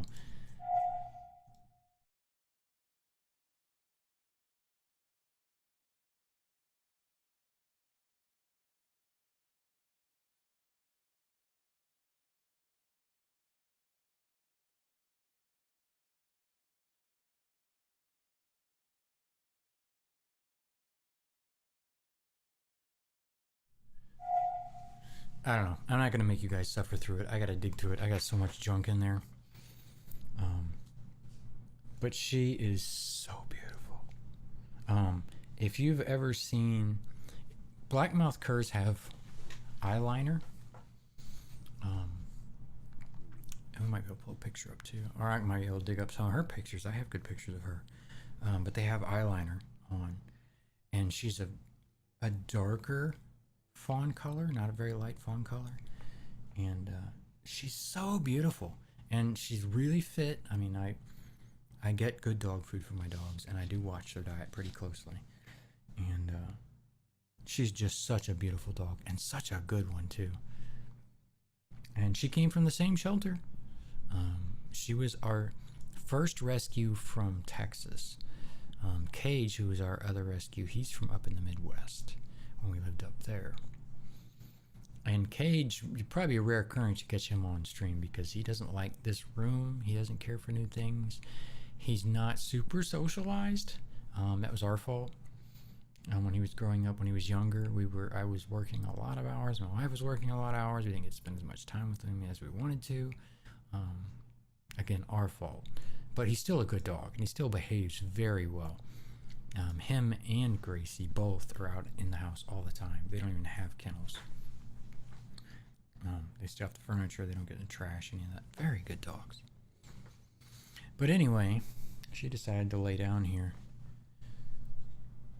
And I wish I had set all that up better. But I was in such a rush today to get streaming. I was already running late. But it would show you when they're laying on the floor like that. It would be a small cam on the screen showing that. So back to our Lightroom. But while I was thinking about it and they were out and about, I wanted to show you. Meet Jackson anyway. He's such a ham. We're going to do, and one of my friends has suggested this. At some point, maybe after I make affiliate or something to have subscribers, we'll make it a goal. If I hit that goal, Jackson gets to sit in my lap. He likes to think he can, but he is a big boy. But we may do that. We'll see. Okay, so we have a recap here. We have Muggsy. Muggsy's shots are done. We have Tipsy. Tipsy's shots are done. I need to just change the. I really need to change the main shot on that.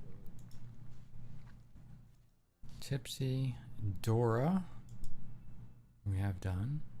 Man, that's soft. Ozzy. Did we do Ozzy yet? Yes, we did. We did Ozzy. Pull that one up to the top. It's number 4, Bungie, which is here. And then we have Luna. And this is Luna. Okay, we need to do Luna yet. So, and these are all, I guess we caught clouds. I don't remember catching clouds, but apparently we did. I thought this was the point that I might have changed my shutter speed when I was reviewing them. My flash battery was also going dead, so it might be that it didn't hardly fire on this. And that was my fault. I have 2 of everything. camera, I don't have two great cameras. I also have a Canon Rebel laying around in case this one was to break, but I have two flashes, and I had the other flash with me because I noticed when I was shooting that it was going dead, but I didn't have the battery in the other flash. The battery was here at the house on the charger. So that was a bit upsetting, but it happens. But we can still pull a lot of this out. These darker shots. But we're gotta find the shots first.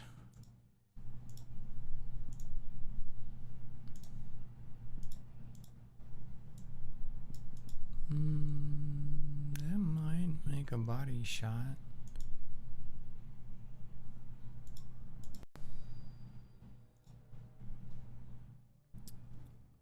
That's not bad either. That's super sharp.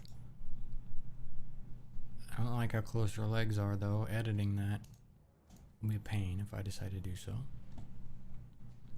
But it's a really good shot.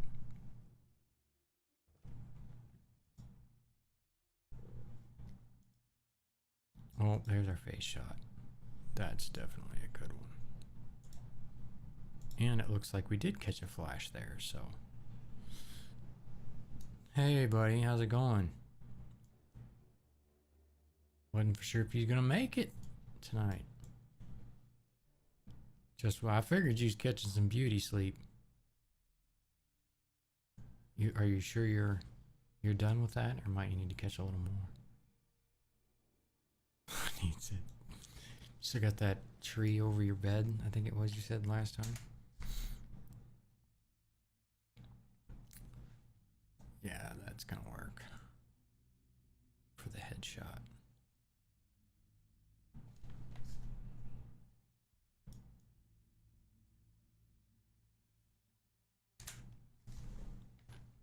What a cutie.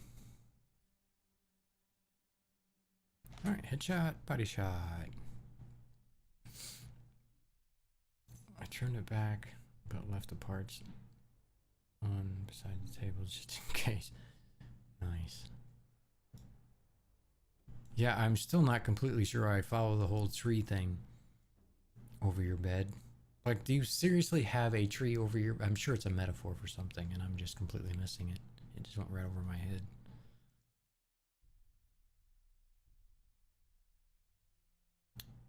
Not a bad body shot. Not a huge fan of the posturing, but it'll be alright, I think.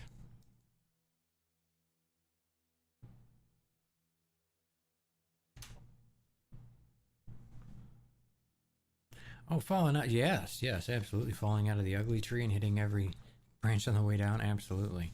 But I guess I never put those things together because I didn't know we talked about.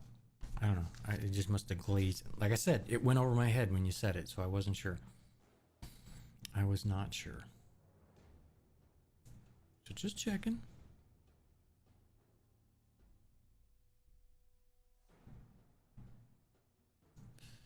This, I don't really like what auto did to it at all. Kicked.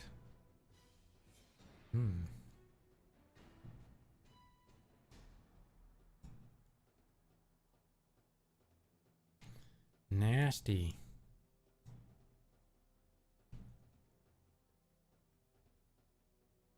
The shadows look weird.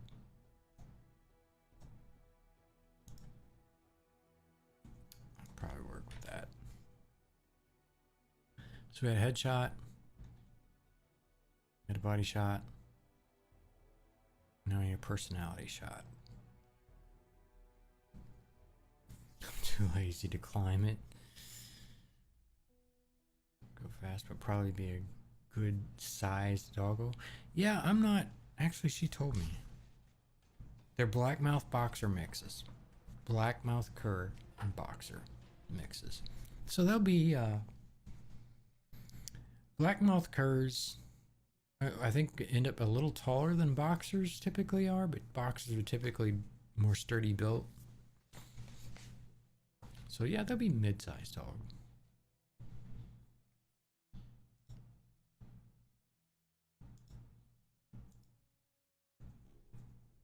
That one's cute, but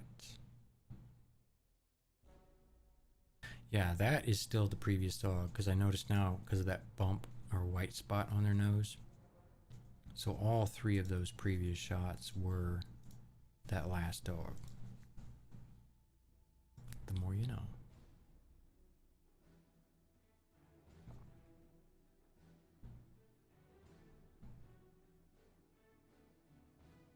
It's not a bad shot. Still not really what I'm looking for. Oh, I like that. I think this is going to be it. We're going to pull it down here and see.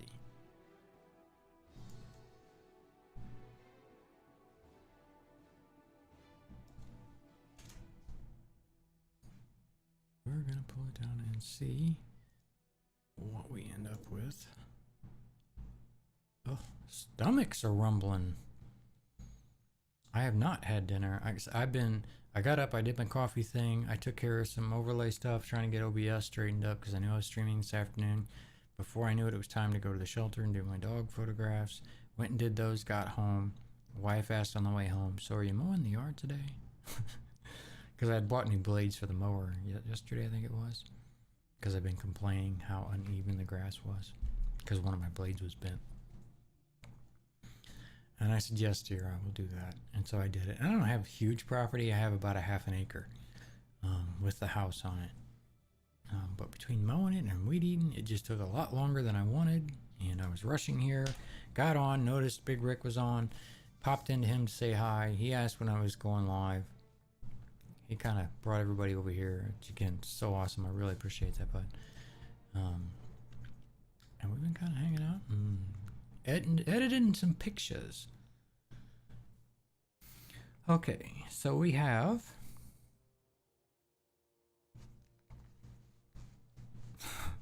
crappy coffee. Yeah, that was kind of funny this morning. So my wife and I have it's not a unique relationship. It's actually a very healthy relationship. We grief each other all the time in the sport of it. It doesn't get out of hand, but. And she asked me this morning when I made coffee if I made it with the beans she got. I had no idea she had beans. We typically we're not coffee snobs or anything, but we like stronger coffees. I usually get Folgers Colombian blend. Already ground. I know, don't kill me. It's already ground. But it's simple, it's fast. Put it in there. It's really good. And she asked me if I used beans. I said no. But I noticed that she had bought last time because she went, what? Gracie's up here. What do you want? You want back out? It was all classic roast Folgers. She doesn't like classic roast Folgers, and neither do I. It's not strong enough. You really have to use a lot of grounds to get it the way you want it. And so I was giving her crap about it by getting crappy coffee.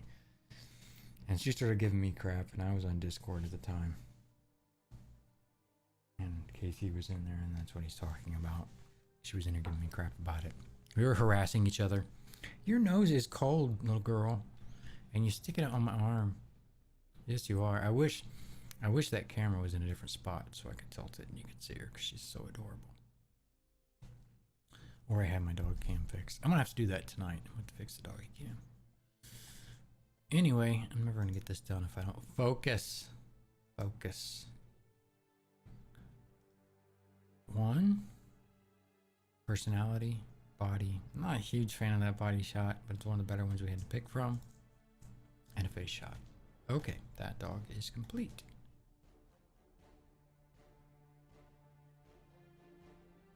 All these can go with that because they were the same dog.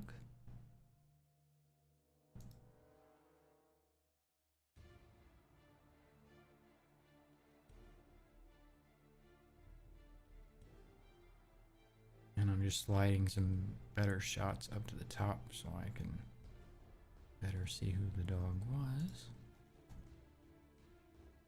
In Lightroom, you can just click the number and it'll put it to the top of the stack. Okay, there's our 6 puppies. Then we got our 2 regular shelter dogs, and this is typically how it goes. We go to the kennel to get the dog. We evaluate the dog. Is the dog ready to come out and have his picture taken, his or her picture taken? If so, I back up, I take a picture of the kennel card. I help my wife get the dog out on a leash. We walk out to whatever area we're going to take the pictures at. We do the pictures, come back, move on to the next. That's kind of the process. It didn't happen today because things were so crazy.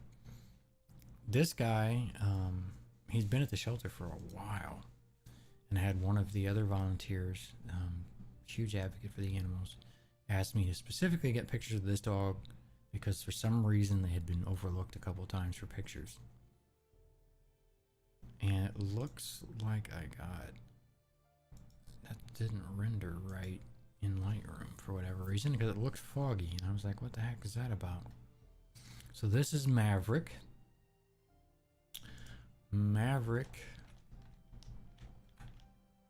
German Shepherd mix.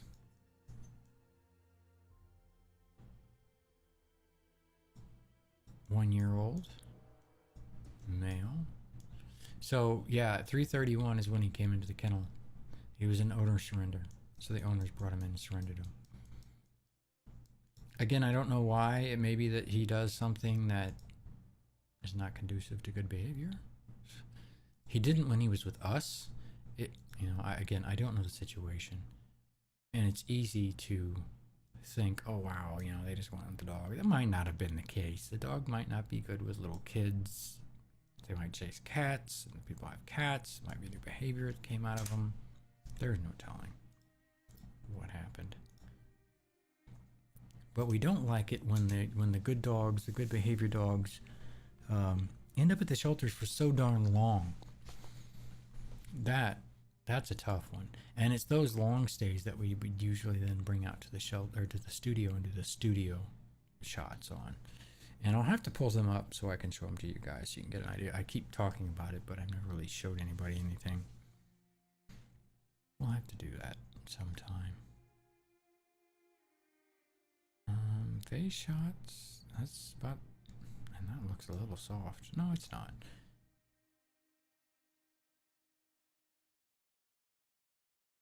I think we'll go with that for a face shot. The son was playing peekaboo when we were shooting him. And again, because you're at the mercy of the dog and how they're behaving and what they're doing, you just don't always get to pick. Wow, that blew the crap out of that background. So we're going to be adjusting that. Paste settings on there. Drop those highlights.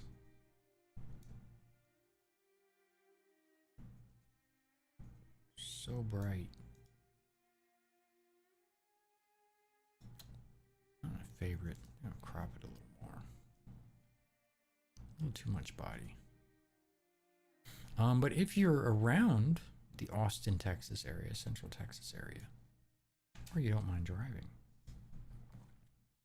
and any of these dogs interest you, please let me know. I'm happy to pass along the information about the animal. No animal you will ever see in my pictures will be unapproachable or a bad dog. We evaluate them when we go up to their kennels. And why did that just explode like that? When we go up to their kennels and make sure that they're okay to bring out and take. And I've had shelter staff sometimes, when I tell them, because after we go through and evaluate these dogs, sometimes we are really the first to interact very much with the dog. That the shelter staff hasn't even had a chance really to interact with the dog. So anytime I witness a behavior or something in an animal that I think would be important for someone to know, like they don't like cats, or they're super hyper, or they have a sore on them somewhere, something, I report all that back before I leave the shelter. And my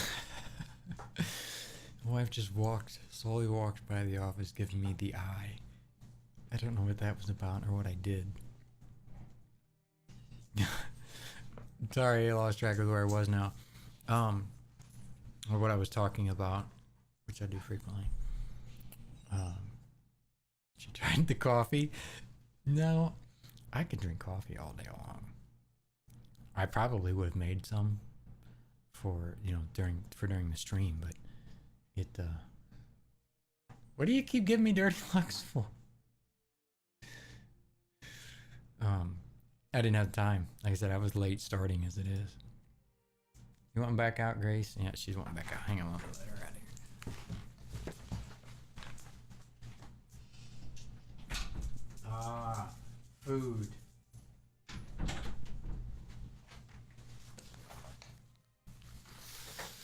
Mom was feeding the dogs. That's why she wanted out of here. She heard that food.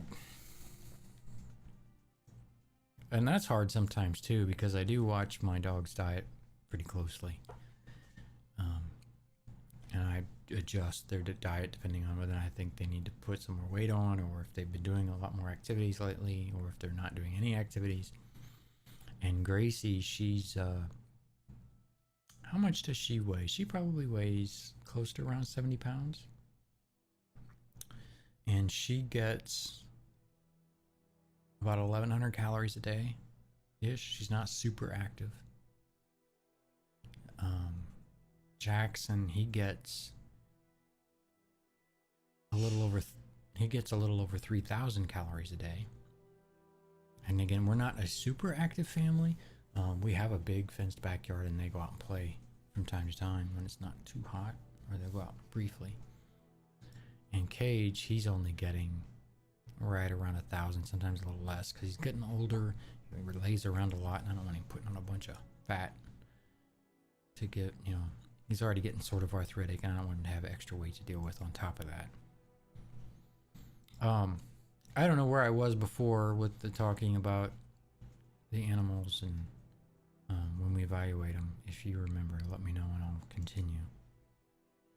But anyway, we've got to get his 3. So we got a face shot. We need a body shot. That's a pretty good body shot. Flash didn't go off because my battery was dying. And I was a bad photographer, and my extra battery was in my charger at the house.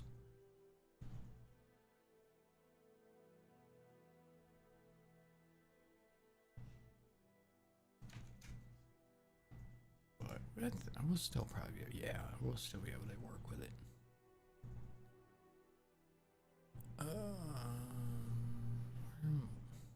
Yeah, right there. Wow. Shame, I know. I don't know if you were here earlier when I was mentioning it, but I keep 2 of everything with me. I say almost all the time. I've been doing this at the shelter for so long that I don't bring a lot of my equipment with me. I have a bag that I bring. That bag probably weighs around 60 pounds because of the amount of equipment that is in it. And I had my second flash in the bag because my flash was going dead. So I told my wife, I said, I gotta go run back to the car real quick. I need to switch batteries for my flash. Go back to the car, open my bag, pull my other flash out, open the flash up, pop the battery thing open, and there's no battery in it. Because it's here at the house sitting in the charger. So yes, bad. Very bad. Okay, face shot, body shot. Get much of a personality shot out of him? I don't think so.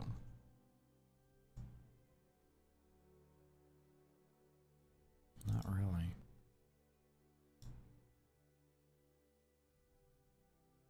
Oh, that's just blurry, blurry, blurry. Don't need that one. Really? I think I bumped a number after I deleted it, so it tried to rank the picture I deleted. I think that's what the error was. That one's no good.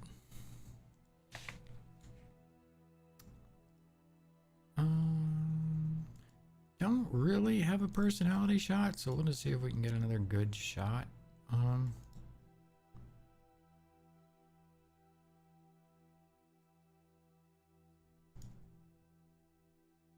know if that one came. It looks like it's soft.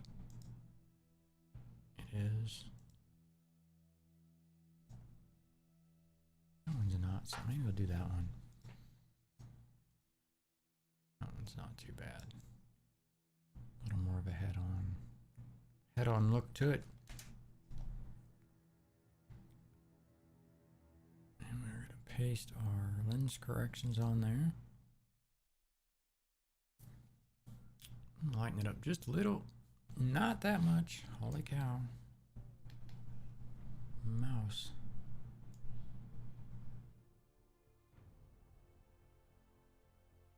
So yeah, I love my coffee. Oh my gosh, I can drink. And it's not great, especially for doing stuff like this, because you want to stay hydrated. Coffee does quite the opposite.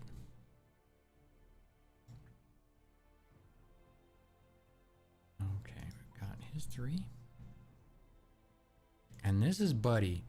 And I didn't get his kennel card because he was out in the play area with some other dogs.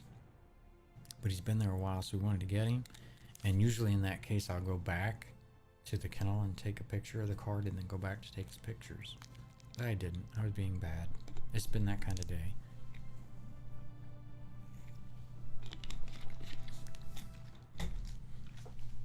It's been that kind of day. But Buddy, let's see if I can pull him up and I'll tell you what kind of dog he is.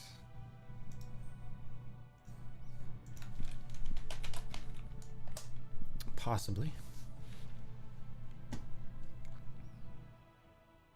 Because I'm going to have to pull this information up anyway in a bit when I have to make the little, I go onto Facebook, I'll take the face shot of each dog and I put an overlay on it that has the information, and I go to Facebook and I create a slideshow video out of those and I post them. And I tell all the volunteers, I give them the link and they share it. So we get a video of all the dogs.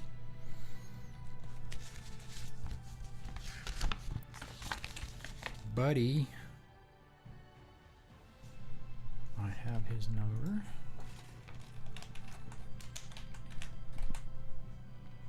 And I'm just looking him up on the shelter software.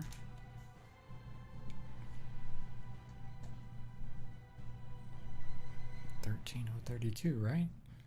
Yeah, $13,032. I don't like this new app. That's not what I want. Like, did he get adopted since I've taken this picture today? That would be awesome, but I don't think it's not the case.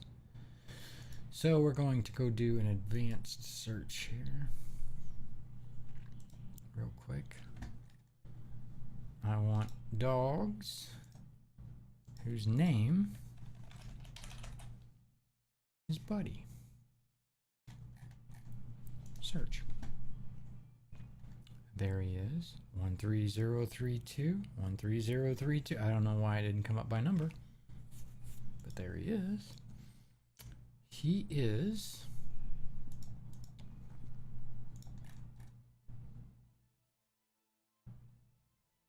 7 months old. It just says mixed breed, medium. He was a small dog, as you can see. He was a little shy. It seems like he'd come out of that pretty quick. Intake type stray. So he may have spent a lot of time out stray, not got a lot of interaction with people, and that explains a lot about how standoffish he was. He's a really pretty dog. I don't know what he is though. He kind of looks like a big Jack Russell. That's what he sort of looks like. I cannot imagine. Jack Russells are so cool. I've had friends that have had them. They're so smart. But oh my gosh, the energy level on those dogs, holy cow. I would be on the ceiling with a dog that crazy. I would be nuts. Let me get a face shot. What, Jackson? He's poking his head at the door. I think he's getting bored, which means I'll probably hear the wife hollering at him in a minute because he'll start getting into trouble. And we'll bring him back in here if he does.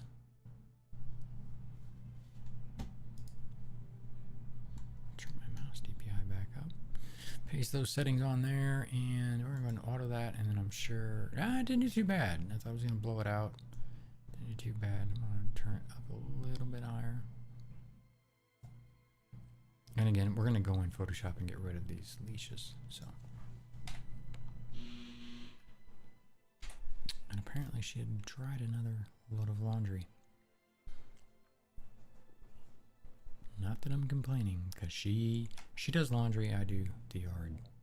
It's kind of our non-verbal agreement. I think the sun came back out for some of these. And I took these because I mentioned it the last time on my stream. I was talking about positioning. Holy cow. I was talking about positioning and kind of the way that I shoot and what I try to go for.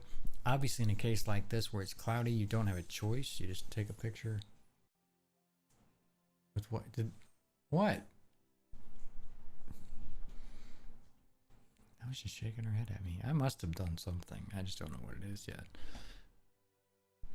But then the sun came out here. And I was talking about kind of how I like to shoot, direction I like to shoot at the dog. This is a little afternoon, which is a high noon sun right over your head. That is, most photographers will tell you, worst light ever. And it is, honestly. It's very difficult to work with and get a good picture of a dog. Because it just puts light in all the wrong weird places. I would rather have a shot like this, to where it's just kind of flat light, than I would ending up with a picture like this. To me, it just looks awful.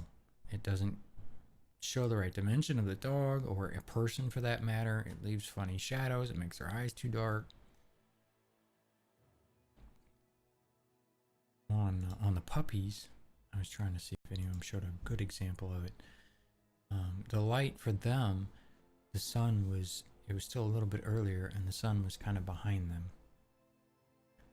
And it kind of depends. You can shoot it with the light and the sun in one of two places: behind them or in front of them.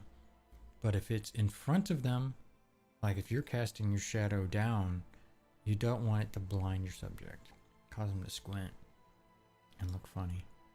So behind them, in a perfect world, using an on-camera flash, if you're going to use all natural light, you're going to need a reflector or something to get the front of them. Otherwise, if you shoot back only, and especially a dark dog like this one is, you're going to get a black front face.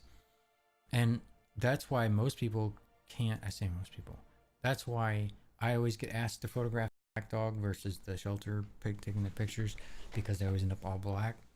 And it's just a lighting thing.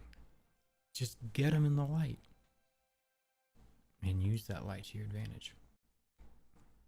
So that's all photography is. You're just painting with light.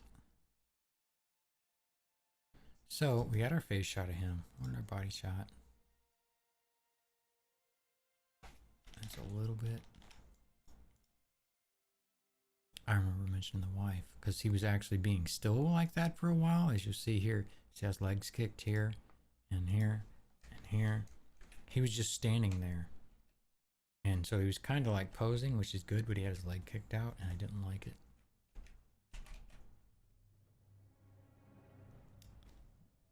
But it may be, I went ahead and took him, of course, because you never know what other opportunity you're going to get.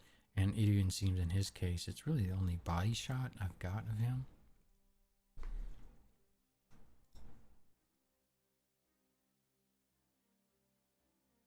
That one, the flash actually went off. Let's see if I can get it in the 1-1.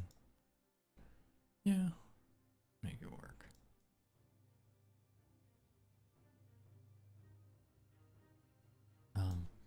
And I always mention this on my streams when I do this, like I've done it a million times or something.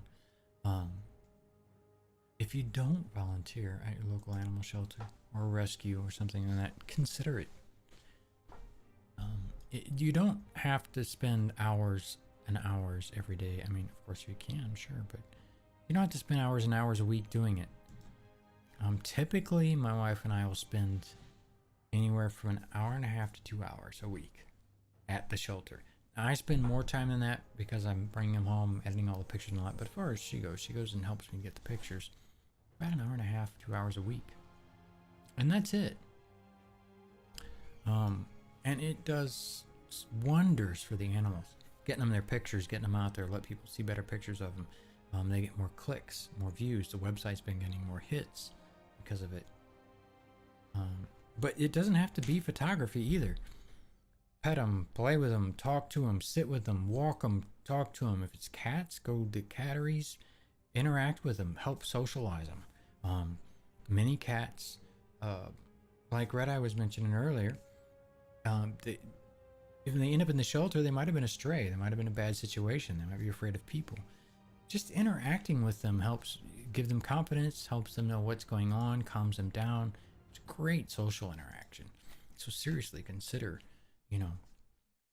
anything you can do. An hour a week. If you happen to pass a shelter rescue or something on your way to work or from work or on the weekends, get another family member involved to go with you and do it. You get such a great feeling out of it. In my particular case, this is a county shelter. I can't write it off, but in some cases you can write off the volunteer time. Some way, same as the other. Yeah, still here. We love talking to our cat, especially when she meows back. She doesn't know what we're saying, but the interaction is so amazing, and I agree. And these shelter animals, dogs can get a little excited and crazy because they're in these little pens. They don't get to interact too much.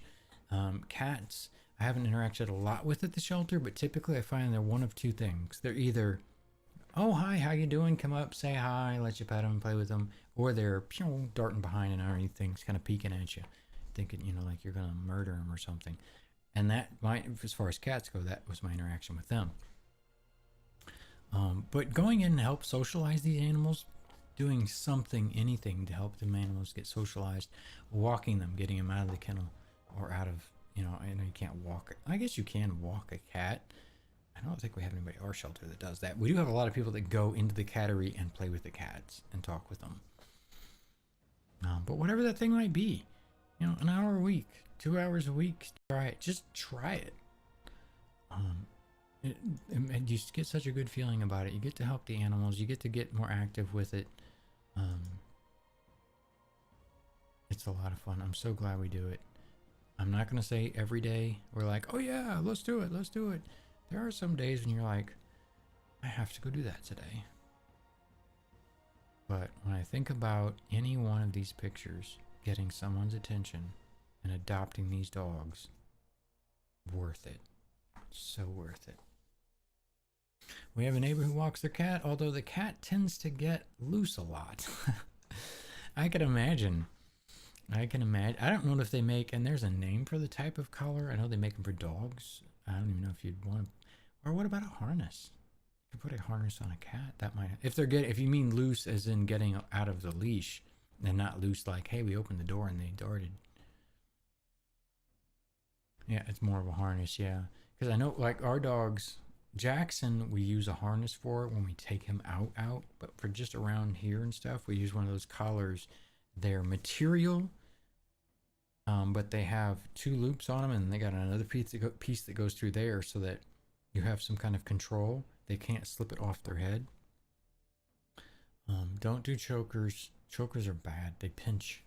You grab their skin and they pinch it, rub fur off. Don't use straight chokers.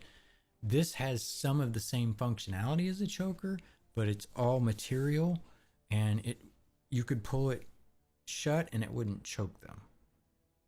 And when you're not actually holding it, it's super loose on them, so it's comfortable. We really like them. One of the shelter veterinarians recommended it. Quite a while back. We were looking at different kinds of collars, and they were really big on it. So we tried them out, and I like them because it gives you a lot of control if you need it to stop them from getting into trouble or doing something, running out into something or darting out a door. None of our dogs would really do that. Jackson walked out our front door once, and he's such a lovable guy. He loves everybody. Happy to see anybody. So I live on a street. It's a dead-end street. It's all new construction. The houses aren't real close together. Like I said, all the houses are on about a half an acre. And we opened the door once, and I had it open a little too long, and he just kind of doop-de-doop walked right out of it. Jackson, yeah, when his nose gets curious, Danes are very nose driven, and they'll just put blinders on, they smell something and they're going.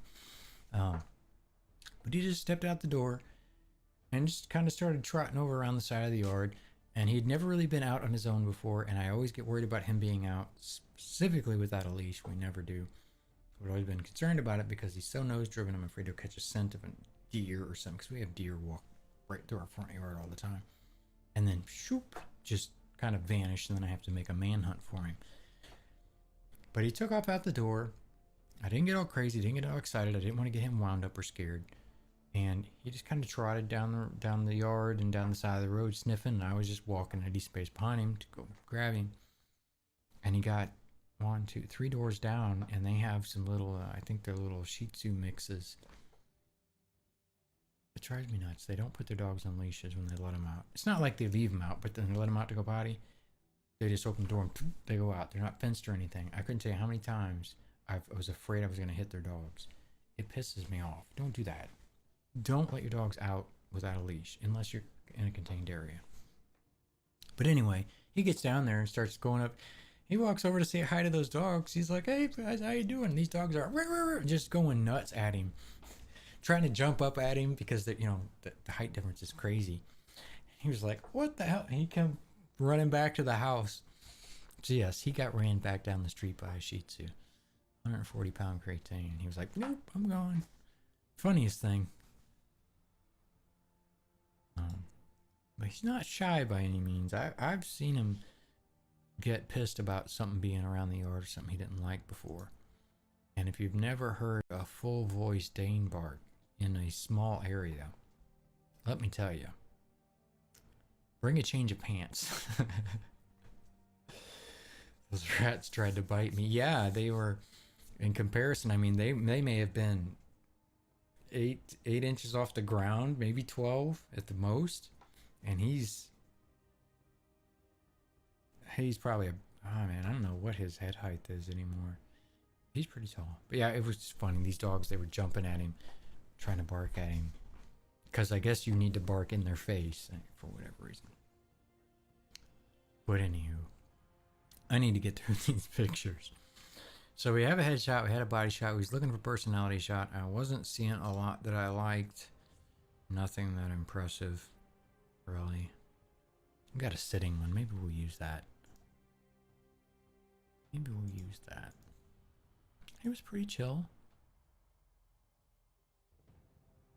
Pretty calm.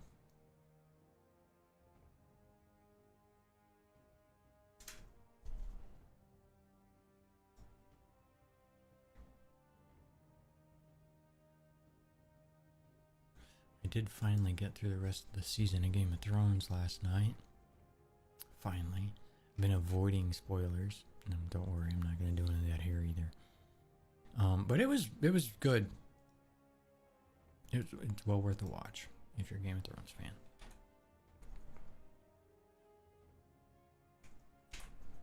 Okay, headshot, body shot. Not necessarily a personality, sitting shot. A little bit on the dark side.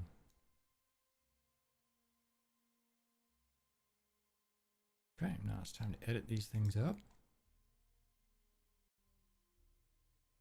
Down, yeah, 3. Okay. So we're going to edit in Photoshop. Photoshop's not loaded, so if my stream gets jerky or whatever, apologize in advance. I usually preload all this stuff before the stream, but today I was running late, so I did not.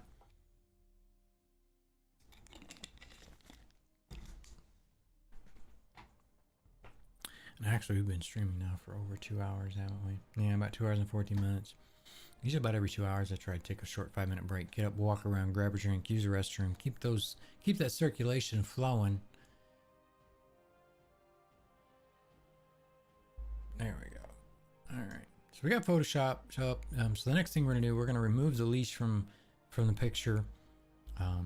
We might do a little dodging in the eyes. It depends. We'll clean up any little stuff we don't like, but let's go ahead and take that short break.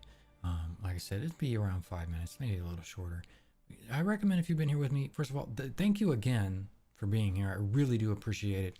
It means a lot to me. I'm glad that people are enjoying what I do.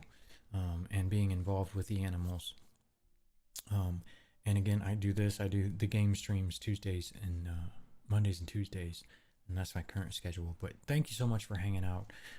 Hop up, grab yourself a drink, move around a bit, and we'll be back here in just a minute, and we'll start editing up all these cute puppies. See you in a few.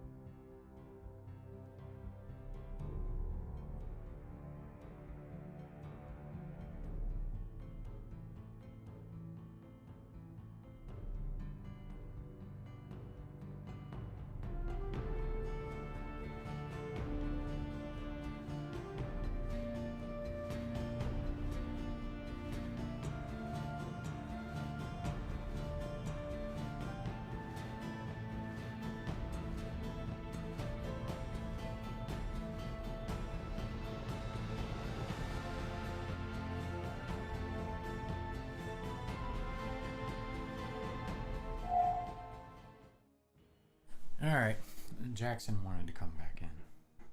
He wanted to come back in. He gets lonely out there. He was giving mom trouble, weren't you? Yes. All right, buddy, back up. I don't want to run over your feet. I don't want to run over him's feet. You drank water. I don't have a paper towel in here, and you're slobbering all over me. You're slobbering all over me. Yes, you are. You gonna edit puppy pictures with me? You'd probably play with them puppies too, wouldn't you? He thinks he weighs like 20 pounds. Don't ya? Don't ya? I need my hand. I have to have my hand. All right. Yeah, he's too happy sometimes. He gets to playing, and I was mentioning earlier about the full voice bark, and he will give you lip if he doesn't like what you're doing or he wants you to do something and you don't want to. He will give you lip about it. He's gonna lay down. It looks like. He's a lot of fun. He's a really great dog. He's a handful, but a great dog. All right, so there's only a couple tools in Photoshop that I really use for dog photos.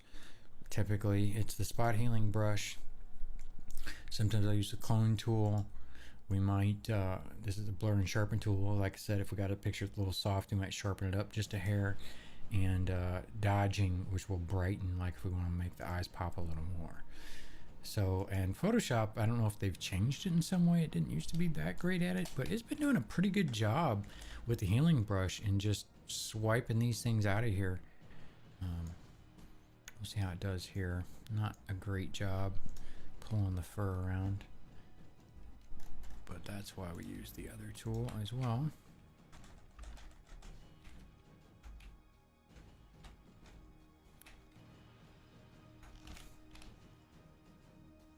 And we'll just edit some of this out of here. Try to. And like I said, these all end up low res. So even if you notice these, because this is a raw photo, like if I was to print these out one for one, they're as big as the side of a house. They're huge. And there, it's gone. And so, you know, they get these little eye boogers and whatnot, which you probably will never notice in the final product, but they're easy fix. So why not? I'm good with that one. So I save it, close it, go back to Lightroom. Lightroom re-imports it, so now we have the two photos, and that one I'll upgrade the ranking on it. So if for some reason I missed something or I did something goofy, I can always go back to the first one and do it over again. You could end up back at the second one. So there was one, here was another. Pull that over. And I'm hoping it doesn't stutter the stream much. It's moving a lot of data from one app to the other. Dinner time. All right, well, that sounds good too. I'm getting hungry as well. I was asking the wife on the break there if she had eaten yet. I have. She bought me, she went to the grocery store last, and she bought me everything I needed to make some chili. And I keep telling myself that I'm going to make a big pot of chili that I can munch on, and I haven't yet, and I need to do that. I love a good chili.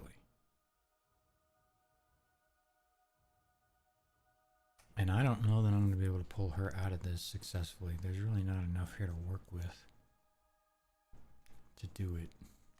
I mean, we can quickly see what the heel brush will do for it, but brisket, yeah, that sounds good too. That sounds good too. But really, anything sounds good right now. The music is a bit loud for me. And all this music, by the way, if you're curious about if it interests you at all, some of you I know came here from Rickstream, which was Elite Dangerous, might like this whole sci-fi theme. But it's by Justin Durbin, I'm not sure how he pronounces it. He's been producing music for a long time. He does more theatrical style work, like you're hearing here. That terrible job. If you're interested in his stuff, I think there is a link down below in the credits. He sells all this stuff on CD. There's different CDs for different themes, different whatnots. But if you like it, you can go in there and grab them. I did talk to him. I did get permission to use the stuff on the stream. It's kind of ironic though, because some of this, I take not all my VODs, but most of them, and I move them over to YouTube. And YouTube slapped copyright claims on a couple of them for the music. I did talk to Justin about it. And he said, yeah, he said sometimes it's just the way, that's not going to work either. YouTube does it. He said it's good for me in a way because it keeps people from just using my stuff, but it's also bad when I give somebody permission that it has to do that, and you have to go through the whole authorization process. And there's really no other tool I want to dig into right now to fix it, so I think I'm just gonna leave her feet in there. I'm okay with that. I prefer they weren't, but it's all right. So those 2 shots, and we had one more, which was the headshot. Right? Yep. And we are going to edit that in Photoshop. Photoshopper.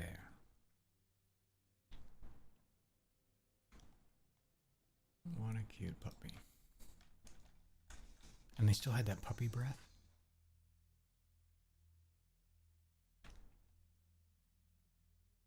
And that's her shoe, but you can't really tell. I'll leave it. They were adorable. Absolutely adorable.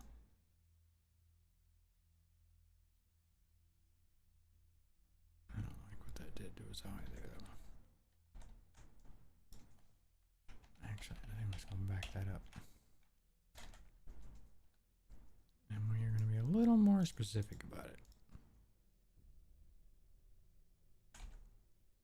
Sometimes you can get away with broad strokes fixing stuff in Photoshop, and sometimes you can't. Dodge tool, I'm at 39% on the midtones. That might be a little much. No, it's not bad. Just gonna brighten the eyes up a little. Good with that. Save that. Back to Lightroom. So we've got on his 3. I need to upgrade that one to 2.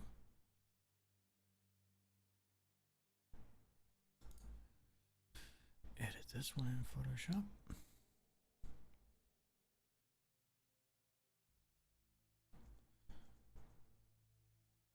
Come on, there you go. Yeah, I don't know what I'm gonna eat for dinner tonight.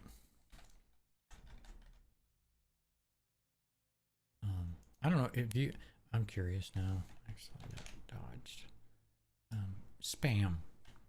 Thoughts. Good, bad, indifferent. Me, growing up, I come from a very low-income family. We would have it quite often. It was fairly inexpensive. I like it. I know it's a lot of stuff from pigs that I probably don't want to know what it is, but I like it. And she picked me up some last time. It's not my favorite now. Yeah, but fried. And that's what I do. I pan fry it. Pan fry it, put it on a sandwich, a little mayo. You can do lettuce and tomato if you want. It's just like fried ham, more or less. And my wife, she's a picky eater. And what I mean by picky eater is if she doesn't think she's going to like something, it's gross to her. So I'm hopping out on the mayo. Oh, well, that's all right. Well, I actually use salad dressing, so I should take that back. I'm not a big mayo fan. Even with the salad dressing, it's not much. But I like the vinegary kind of taste, flavor to it. That's me. Okay, if you don't like it. But if she doesn't think she'll like it, it's gross. And even if she would have liked it, had she tasted it unbiased, even if she tastes it, it's gross. It drives me nuts sometimes. Because when I was growing up, you ate what was there or you didn't eat. It was pretty much that simple. Just can't stand mayo. My mom used to make banana and mayo sandwiches. Banana and mayonnaise? Fat and bananas. Because that's most what mayo is fat. That sounds gross. That just sounds awful. I mean, and I'm not a picky eater. That just sounds awful. I've done banana peanut butter sandwiches. I've had bread and sugar sandwiches growing up.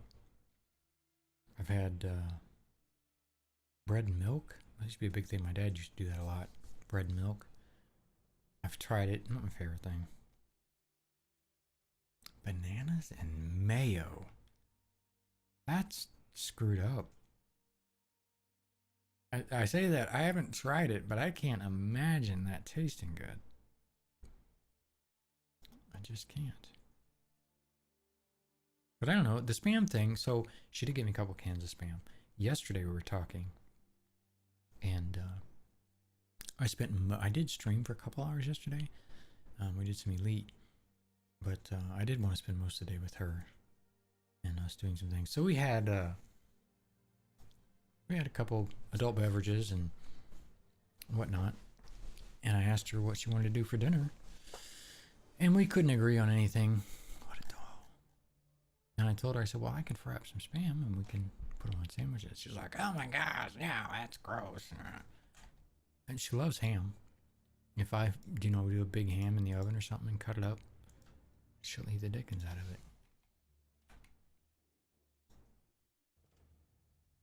My childhood was full of either really bad stuff, peanut butter and syrup sandwiches, or great country cookout foods. Mine too.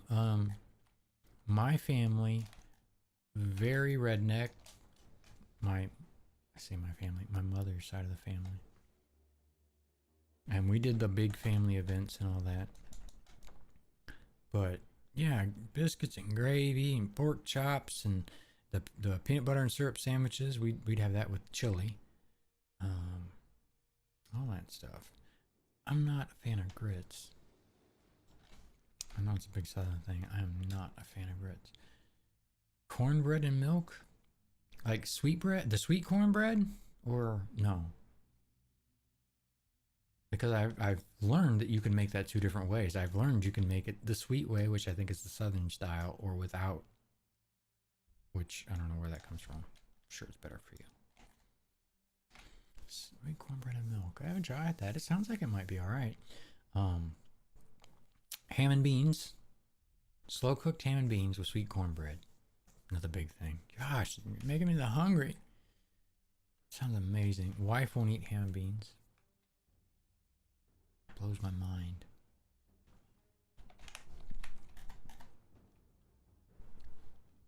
I love good southern cooking. And I don't care if it's bad for me. I don't. If it's going to kill me, it's going to kill me anyway. Whatever. I mean, not that I intentionally eat poorly, but I'm not overly concerned about it. I don't overdo it.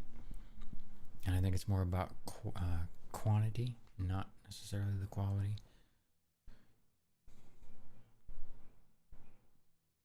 So we got those two. We got one more. It looks like the face shot. Yep.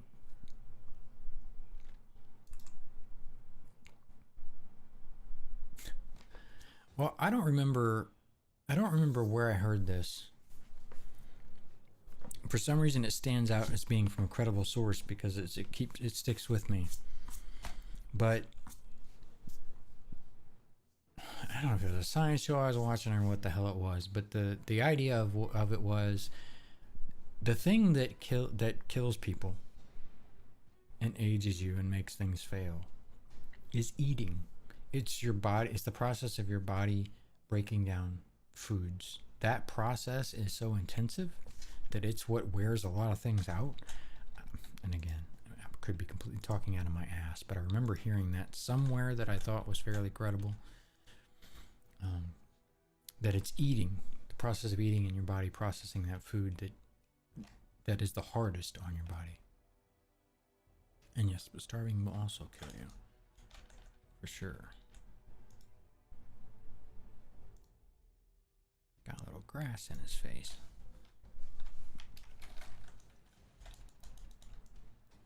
I don't know. I've never been. I mean, don't get me wrong. When I sit down and eat, I can eat, but I've never been a big eater. Actually, when I was younger, I didn't eat much at all. Probably relevant now. I'm not a very big guy, but none of my family is. So, well, I say that on my dad's side, none of the family is. My mom's side, big old bunch of country boys. Yeah, they're pretty good sized guys. I eat fairly. I shouldn't eat this way, but I do.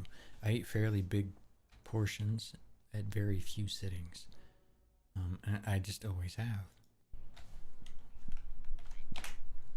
But that's how it works. But yeah, the spam thing, I like it. I don't know if I might fry some up tonight. I just might. Alright, so we got his 3 photos edited, and again, we're just going through, we're popping the leashes out, touching up stuff. And that was his first one. And just cleaning them up. Well, that was all 3. Wow, I'm doing better than I thought I was. So on to the next dog. And this process, it can get a bit tedious, of course. This is that one a little soft. Because you're doing basically the same things over and over. And here I'm just running a sharpening tool over his face a bit. And I don't like what it did to his fur there really, but once it gets, you know, like that, you won't really notice. And it's a little cleaner, I think. So I'm going to leave it that way. Let's see if I can get this out of here, or if it's going to, I figured it would pull his ear out. So it's not being very nice to me today. The healing brush isn't. Typically it is. It has been doing well recently.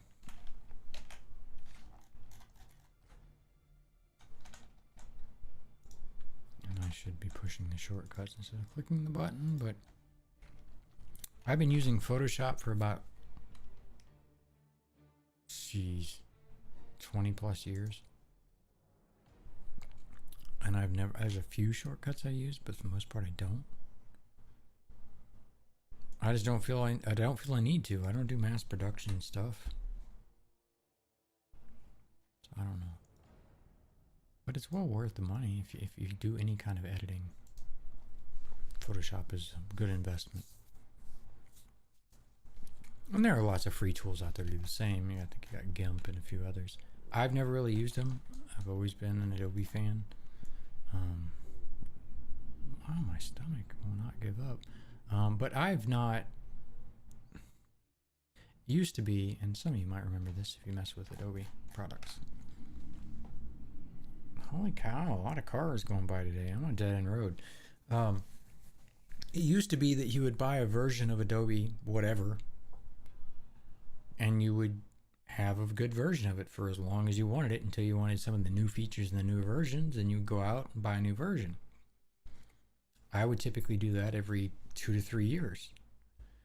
And they switched to the CC model undoubtedly for money reasons, where you have to pay on it. Now I do the yearly because it's just cheaper that way, but man, because I do the whole thing. I do the whole Creative Suite because I do a lot of work with a lot of different things, but I think the Photoshop only one, I think you get one for like $9.99 a month or something like that.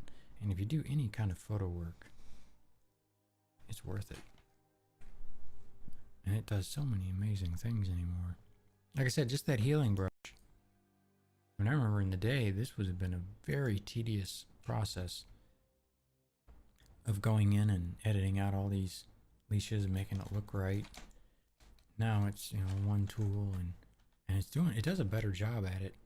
I don't have to keep improving it, but I'm just very haphazardly going over these. The only time I ever really have a problem with it is when I get to the side of a face like this, and I kind of push into it so that it doesn't clip, and there, it did a good job. Sometimes I had a tendency to pull that fur out and make a lump, and you gotta fix it. But, you know, if you had to do this twice for $9, why not? Such a cute picture. That one's probably a print-worthy one. Very cute. Alright, there's his 3. Now we got Ozzy, and I don't remember his name because he was the only black dog.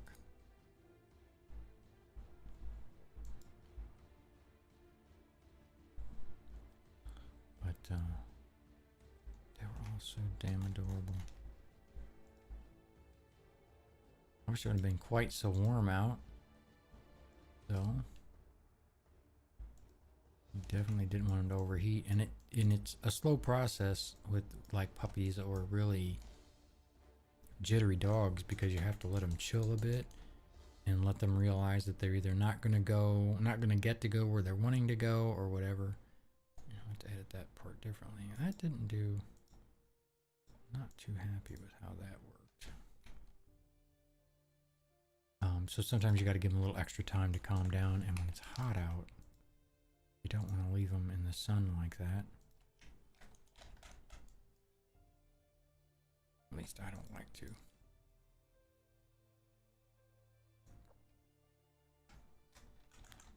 So we've got to get a little more creative with this one, because there was an actual collar on this dog.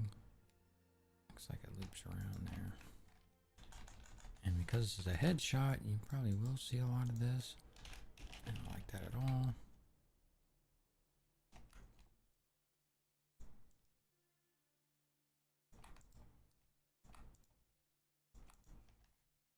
Okay with that. I don't like how blurry a lot of that is.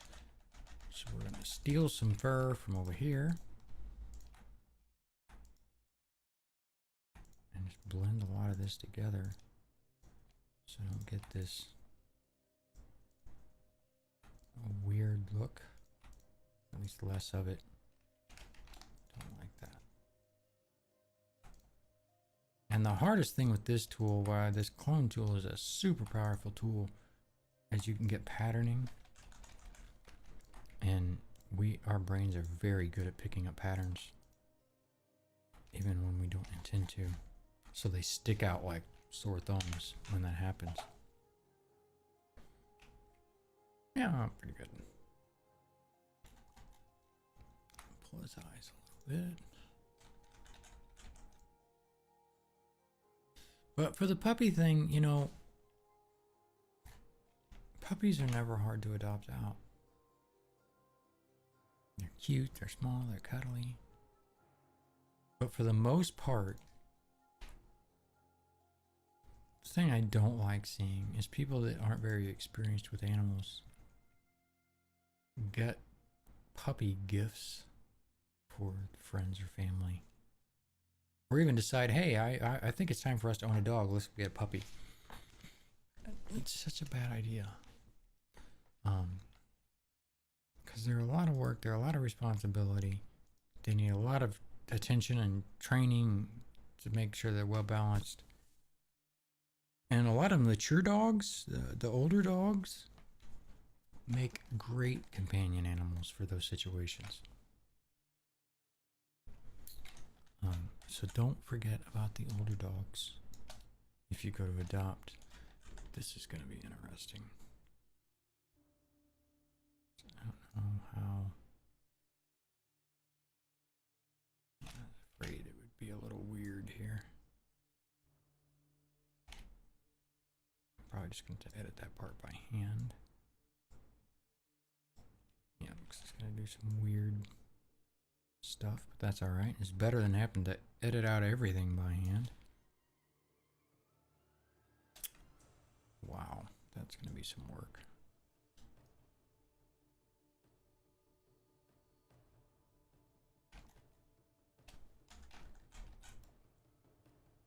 And again, we're just using the healing brush here and kind of roughly getting all the bad parts out.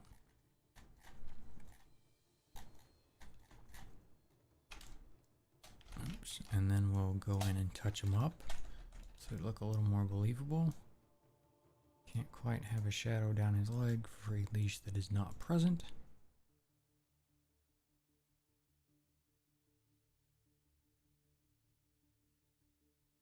And again, since we know we removed a leash, we know why that collar is snapped out like that. I can guarantee you no one else will even notice. They'll never even notice it.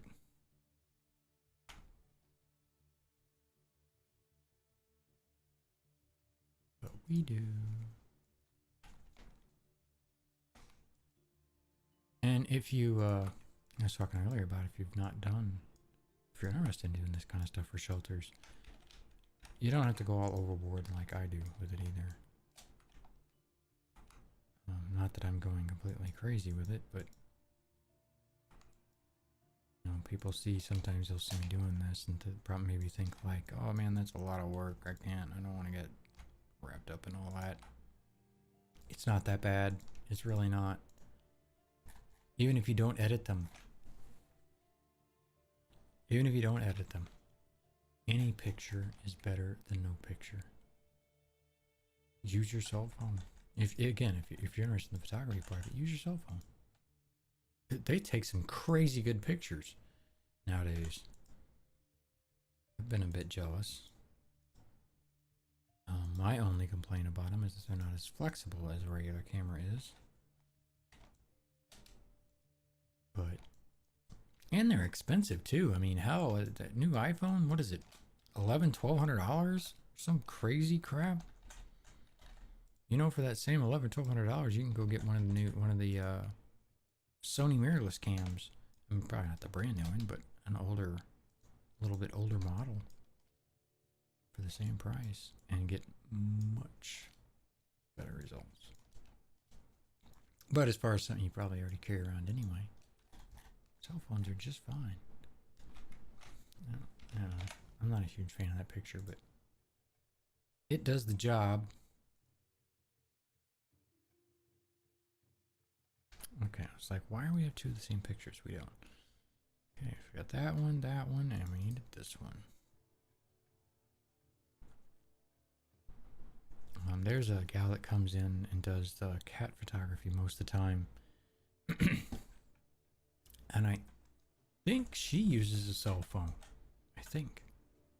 I've never actually met the gal. We've never been there at the same time. But she takes really good photos. She sets up little props for the cats and everything. Little buckets or flowers and stuff. I think I'm just going to take that off him entirely. And she does really good with it. Like I said, you don't have to get all crazy.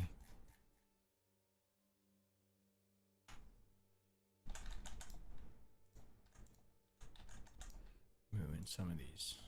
A little bit of dry skin and whatnot. And again, I was mentioning earlier, I think these puppies were overcoming a skin condition. I don't know what it was.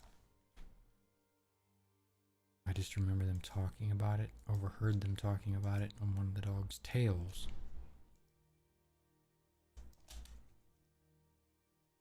Brighten the eyes up just a little.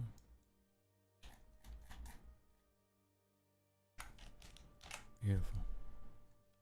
I say that, I don't like that. I don't know exactly what that is. I think we took it out of the other one. I think it was dirt or grass or something stuck in his fur.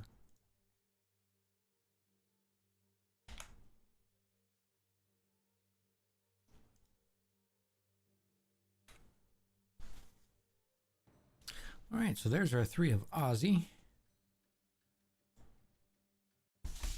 Get back to my paper. That's not my paper. This is my paper. This was Bungie. And this, I remember this picture was really soft. I don't know how much we're going to be able to bring it back, but we will sure try. Bring it back a little bit. Like I said, they get down res so much that you would never notice it anyway. But I'm just doing like 20% strength hits here to bring it back a little bit. That spot on his nose, I don't know if that's something permanent or not. I'm not going to edit it out because I don't know. And again, it's kind of just the ethical part of it. I don't like representing a dog how they're not. And that may be something's with them for life. I don't know. But this is another. Then Jackson stretching out. This healing brush and thin things like this.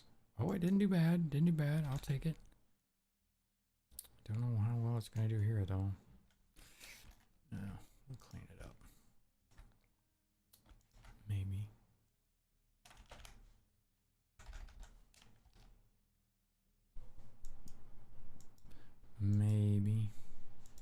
take a little more work than I want.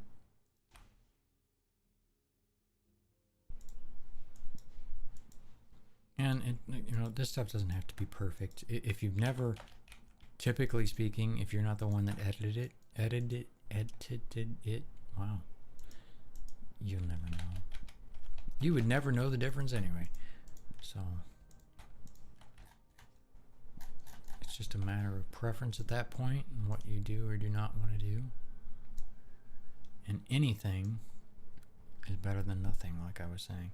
I'm doing a little bit of Gaussian blur here to clean up I didn't like the spotting that it created when I edited it, so I'm just blurring it a bit. Vanishes back in the background. I'm alright with that. Close. Back to Lightroom and find our next picture.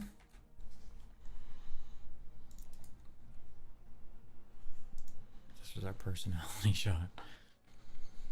He was laying in, I believe that was my wife's shadow on the ground. It was warm. I don't know exactly what it got up into, but it hasn't been as bad. It wasn't as bad today as it has been because we've had so much rain here in Central Texas. Out of the ordinary. A lot of rain. It's been pretty humid. But today I don't think it was that bad. I think we were in the low 50% humidity zone. Or we have been riding up in the 80 and 90% humidity. It reminded me of the Midwest. Whew, that's why I moved away from the Midwest, to get away from that humidity.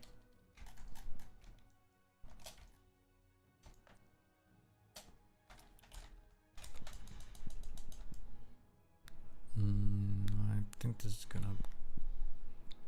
You hear him snoring. I don't think this is gonna be pretty, but we're gonna just do a big edit and see what happens. It didn't do bad. I don't like what it did on here, of course. But we can probably cheat that a little. Probably, I say.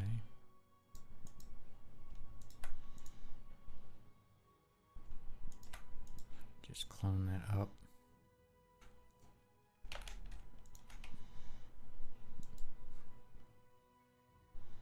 And yes, he snores. That's Jackson. He's in here on the floor.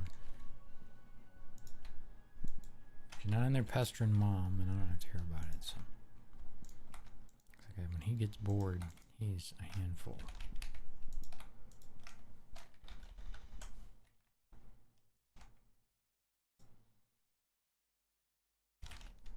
So I'm just pulling these leftover leash bits out.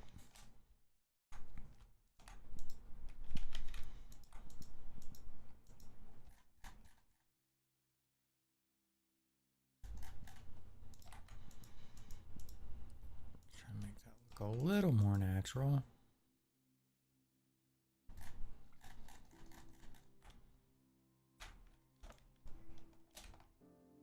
What a cutie. I don't want to do that. I'll do this.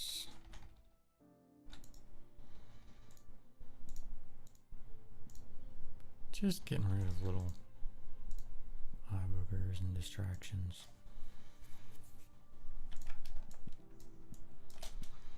So I put those new blades on my mower today because I mowed before the stream. Because I had one of them that was bent. One of my blades was bent and it was cutting the grass uneven, and I kept complaining about it.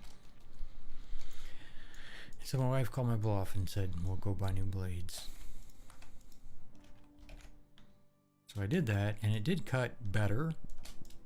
It wasn't as hard on the mower because those other one with that slightly bent blade and being a little dull, it was mower had to work a little harder. But it still is not cutting great, and I think at this point it's probably the mowing deck on the thing. The mower is probably a good 7-8 years old. Craftsman mower. So I probably need to. I hate to replace the mower. It's been a good mower. Still runs great. I take care of it. But I don't know if you can get just a deck for it anymore. Yeah, that one. We got one more. The body shot. So we're gonna edit that one now. And getting through them. Almost done.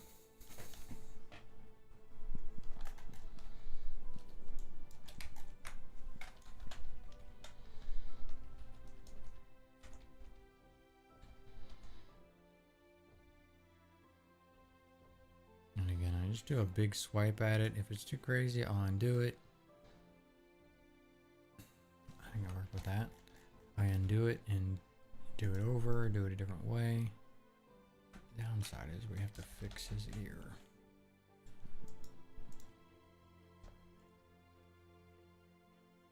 But he in general does a pretty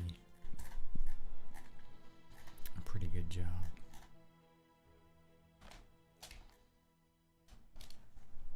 Touch up these spots around the eyes. Didn't get to a lot of the dogs today in the kennels, just a couple. Because there was 6 puppies that we had done. We like to walk around the shelter when we're doing pictures as we walk down the lanes where all the different kennels are. And we'll talk to the dogs and say hi and look and see who's there and what's there and if they were from there last week. And it's great to see them all sometimes, and again, it's also disheartening to see them all because they're still there. We did pretty good last year about keeping the long stays. You wanting out again? About there not being many long stays at the shelter. But I don't know, this year it's been a little hit and miss. There's a couple more long stays than we would like to see. You ready to go out, buddy? Hey, what are you doing? Oh, thank you. Is your nose? Oh, because you were sleeping. Your nose is warm. Yep. I don't like it when your nose gets warm. Because that makes me think you got a fever. Really? You can go out and harass mom? You let you out so you can harass mom? Then we can both hear about it? Alright, give me just a second here.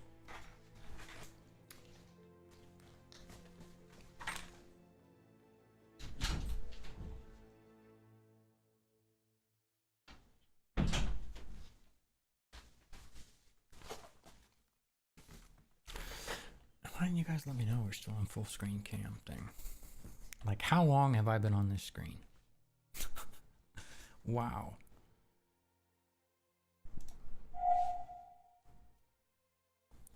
You guys gotta say something. Yeah, I don't know either. I don't know how long it's been on there. People, a lot of lurkers, which I'm cool with that. Just happened to swap over? Really? Oh, you just happened to swap over. It's like I happened to. There's no telling how long I've been on that screen now. Yeah, you guys got to speak up. Help me out. Because that's been a good run. The time we were on that one screen.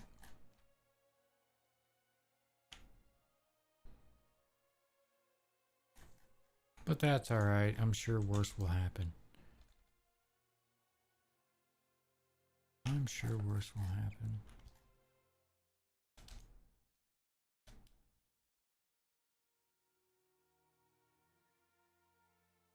Yeah, it might have been. That's been a half hour ago.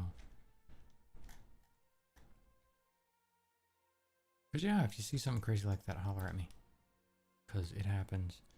I had another screen covering my preview, which I usually keep an eye on. And I didn't get it out of the way. So it's been, yes, I want to save it. It's been sitting like that a while.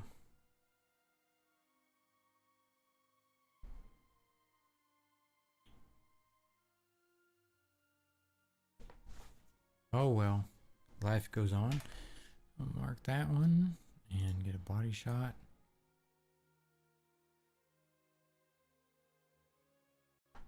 Back to Photoshop.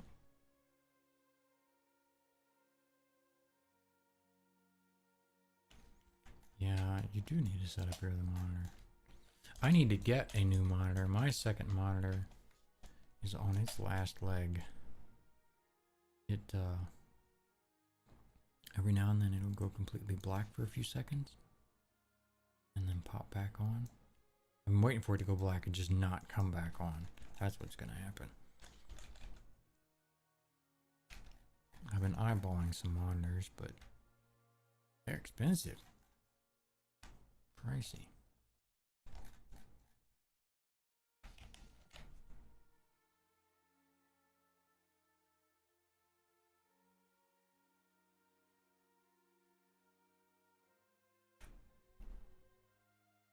And two there, two there. So we got one more. Looks like it's this one.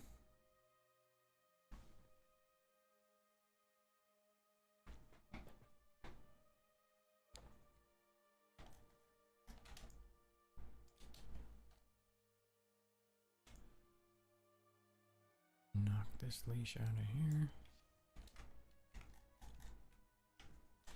And of course it pulled his fur up.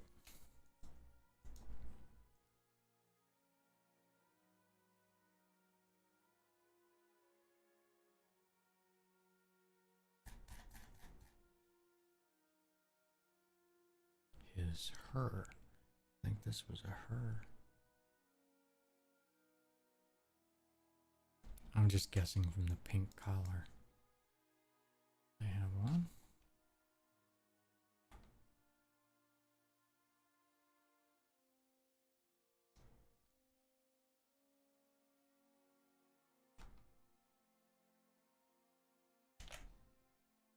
Good with that one. So that's all three, I think, for that dog.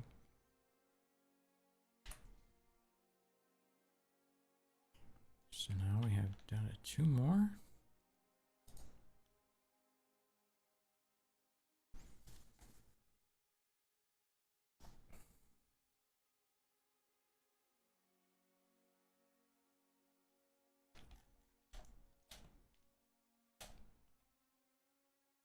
Get rid of this leash. The white balance is a little off on this one. And it's not really a huge deal. And see how blue that white is.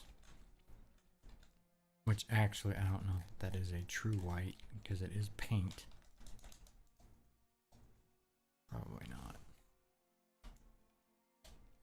But it just seems fairly blue from other times that we've shot on that background.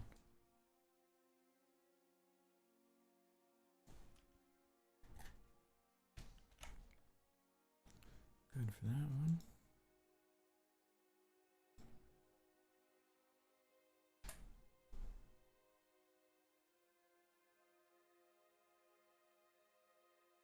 Okay, I was gonna say, didn't we do another one?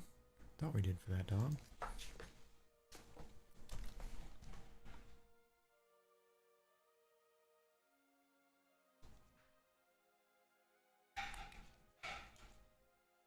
Goodness.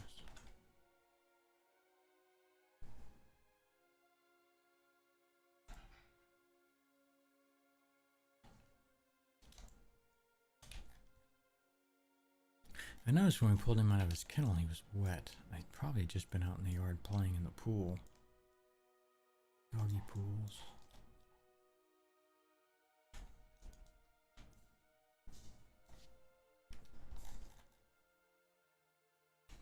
But it keeps them cooled down in warmer summer months.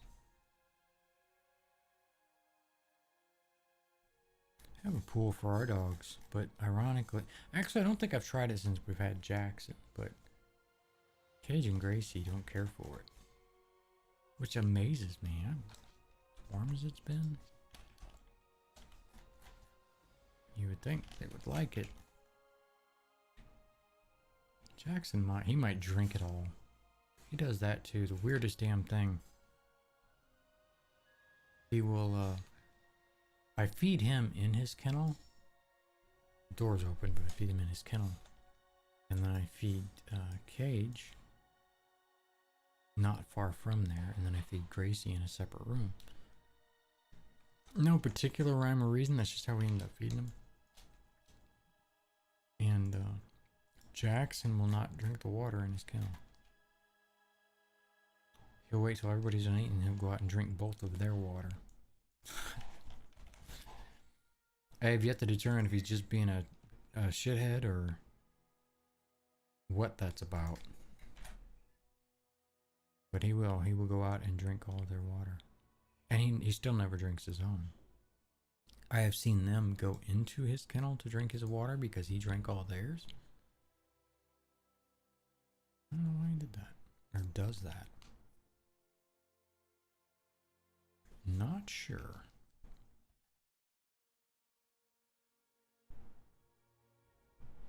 This one's a little soft.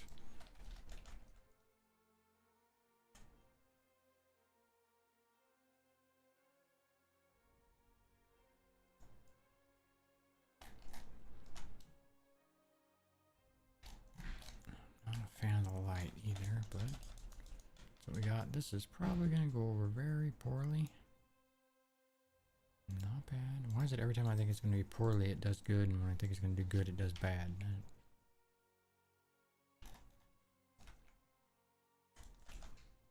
Maybe I shouldn't say anything and just wait and see.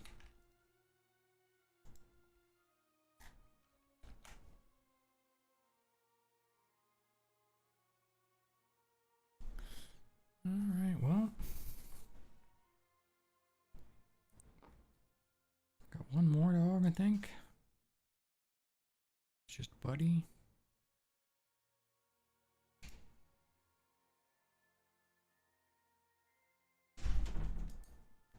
Goodness gracious. Slam the door.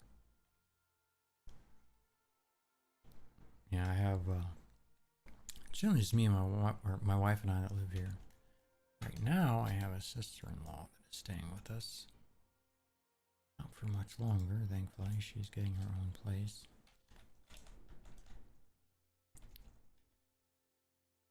So it's a little noisier around here than even we're used to it.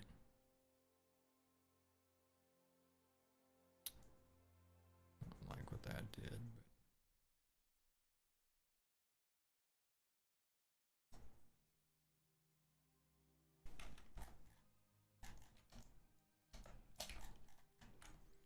it'll let up here in a minute. Clean up all this fur.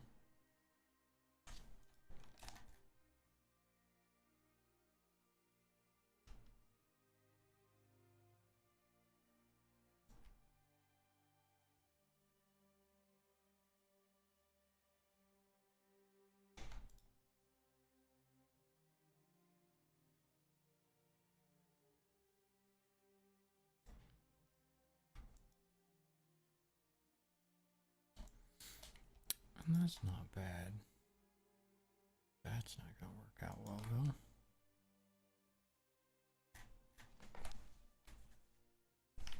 I think that'll be alright.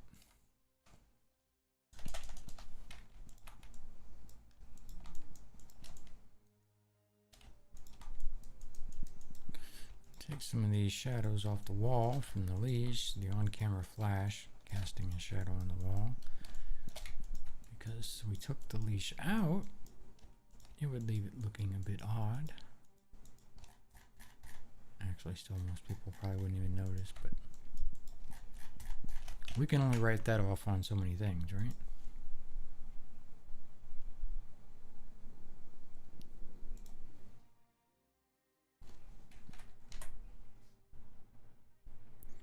There's one.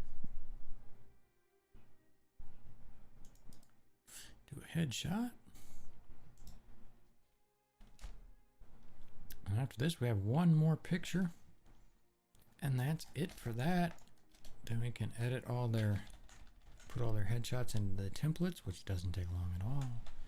And we will have completed this week's dog photos.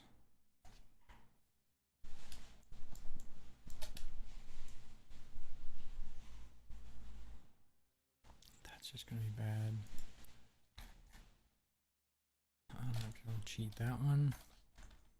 This ended up really bad on his lower jaw, and that ended up poorly. It says sometimes you get lucky and sometimes you just don't. this particular case, we didn't get very lucky.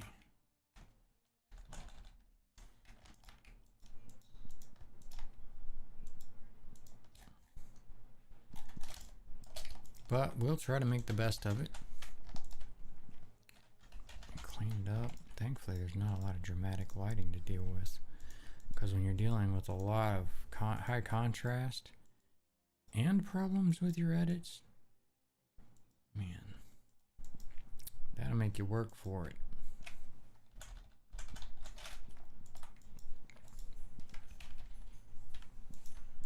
Definitely make you work for it.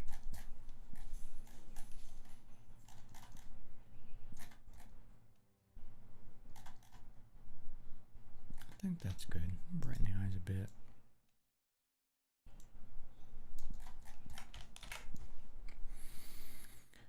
And that's good on that one. Time for dinner. And yeah, I'm gonna have to go eat dinner here soon. It's already late for dinner here, but okay, we didn't do the sitting down shot or the personality shot.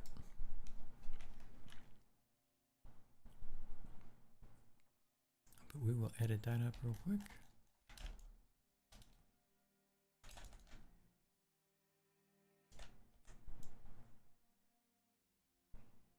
See if we can.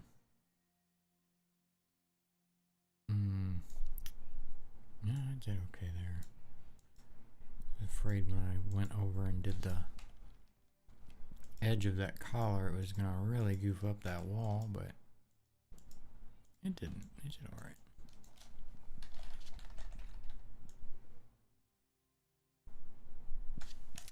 See, sometimes it'll do great, and other times it's just completely crazy. Whatever it's trying to do.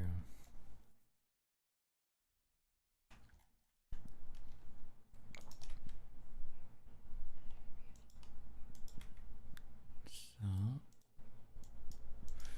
just cheat this little.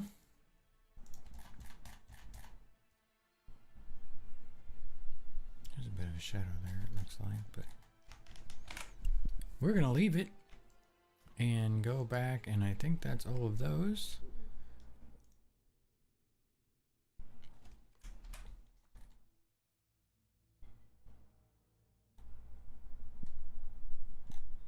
Where did those go to? Oh, that's strange. Anyway. Alright, so now I need to export all of these that we are using. I'm going to have to pull up their kennel stuff.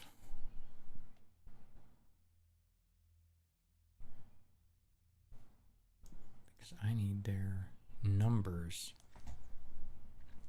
to be able to export this properly.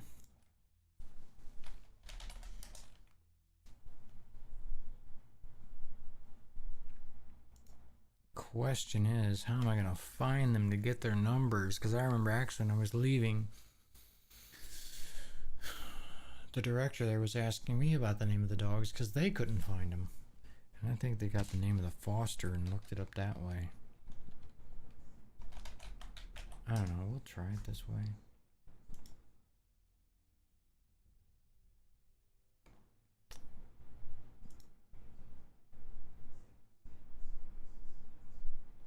It's not coming up. It's not coming up. I'm not sure how to number them without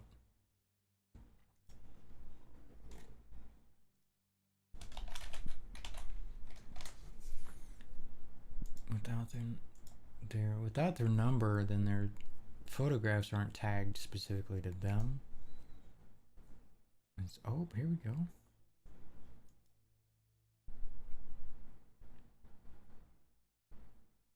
Mean mugging me, yeah.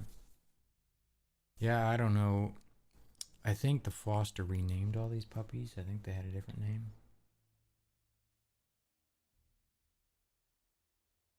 Okay, well, I found him.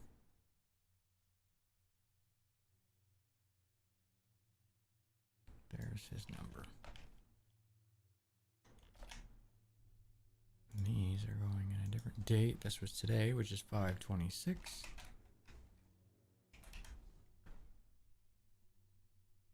Man, I almost need to do their little face shot cards while I'm doing this, so that because I'm gonna have to go to their kennel card thing from the website every time, and rather than doing every dog twice,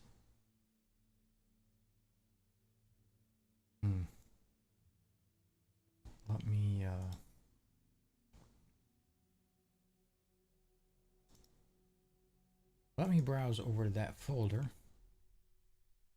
Pictures.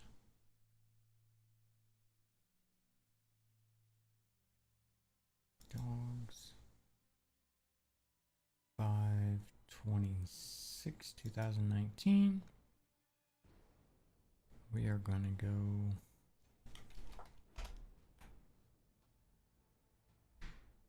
back. I'm going to open up that template I was talking about earlier. And just go ahead and do theirs as I go through them. Otherwise, I'm going to have to do them all twice. You know, whatever that was about. Ding Demi.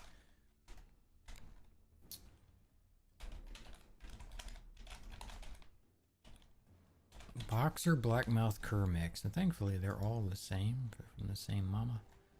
So I think we really have to change the name. And the male female. Muggsy is a... It says these puppies were strayed too. I don't know. Female. So we're going to give them the female background, if I can learn to click here. And then I'm going to drag their headshot on here. I don't know why I put it all the way up there.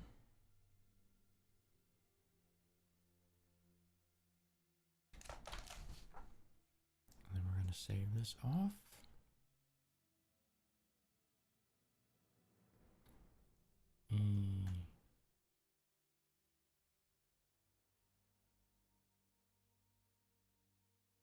Sports. Dogs. 5/26. And I'm going to use the same number. Actually put the word master on the end of that so the people that get the pictures know which one has the words on it in case they're not looking at thumbnails.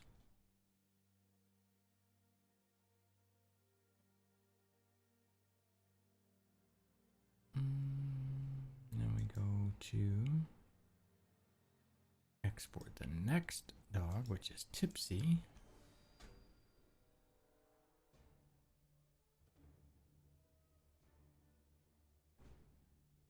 So now I have to find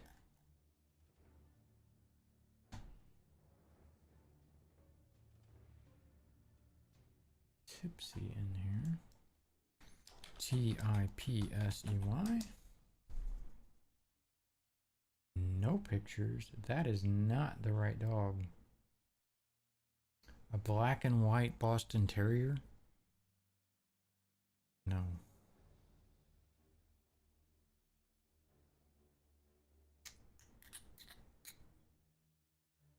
I wonder if she told me the wrong spelling. Because sometimes they'll spell their names in weird ways. Tippy.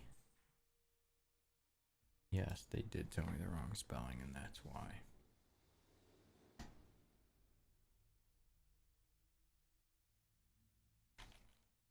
And their number is 13706.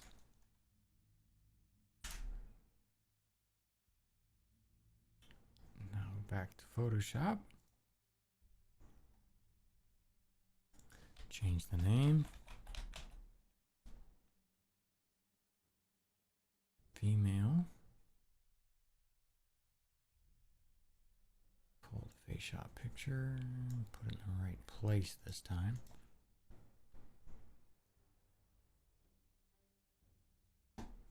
Just like that. And then save it off.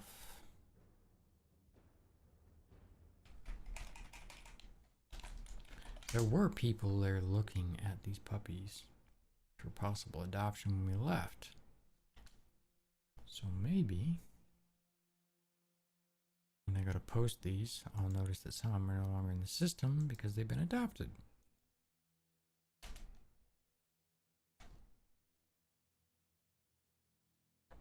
And this was a third one. This is Dora. I don't like that name. I think it reminds me too much of that cartoon. Yeah, it's a very good problem to have.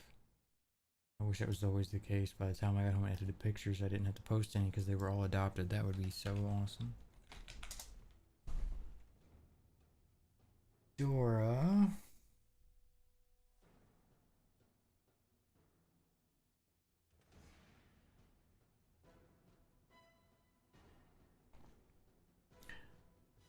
There is a deposit down on Dora. That happened today. Yeah, that's the person that was looking at him. So at least one is going to be adopted, it seems. Dora is 7:05.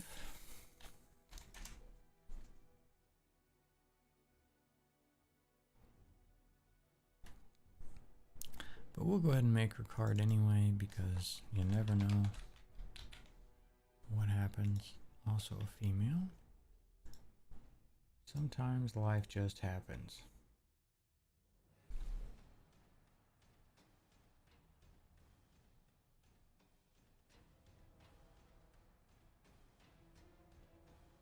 Did I export 4 pictures?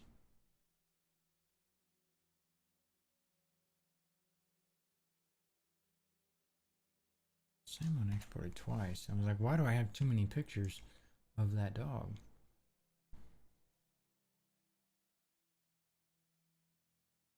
Because for some reason it exported one twice. And I'm sure it was something I did, but that one was kind of blurry. That I was not a big fan of.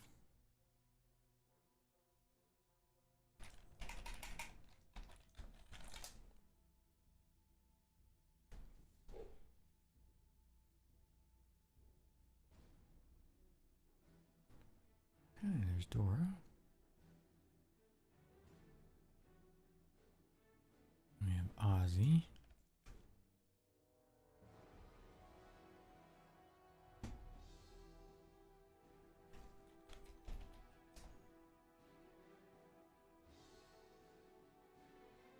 Yeah, I don't... This system, I tell you what. It's enough to piss a guy off. Regular search box. You're basically supposed to be able to search by any of the criteria. And if it finds any criteria for any animals that matches what you searched, it shows you. So, I put the dog's name in the box and hit search. It gave me back 2 results, neither of which were the dog I was looking for. I click advanced search, put the dog's name in the name box, switch it to type dog, hit search, it comes right up.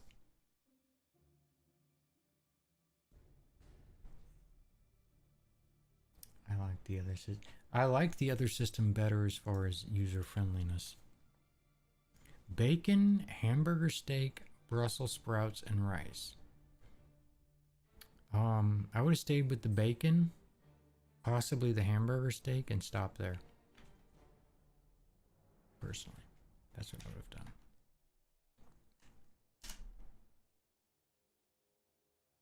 I'm taking it you don't eat your hamburger steak on a bun, thus the rice. Which I don't typically eat my hamburgers on a bun either. It's strange, but I don't. It depends. If I'm eating it out, yes, a bun. But when I make them myself, I typically don't. You hate bread. Okay. I don't think I've heard anybody say that one before. That's a new one on me. I love a good bread. Why do you hate bread? Like, what about bread do you not like, if you don't mind me asking?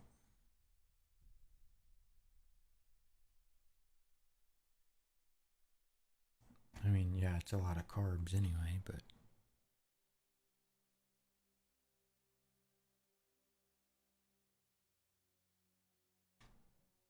makes you feel bloated. That's curious. I've never had it make me feel that way. I don't know what kind of bread you would eat. Or maybe if you ate a lot of it. I'm not sure. That's definitely different. I've not heard that one before. Somebody that didn't like bread. I can see that, I guess. What about, like, do you mean anything that that resembles bread? Or like, do you do croissants or rolls or just baked goods in general, or is it just specifically like bread, like wheat and white bread? White breads, huh? That's curious.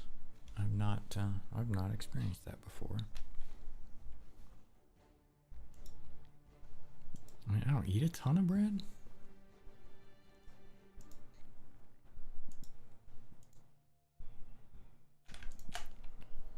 And this is Bungie.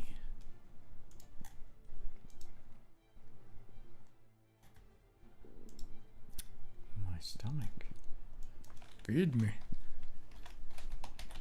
Feed me, Seymour. Name that movie.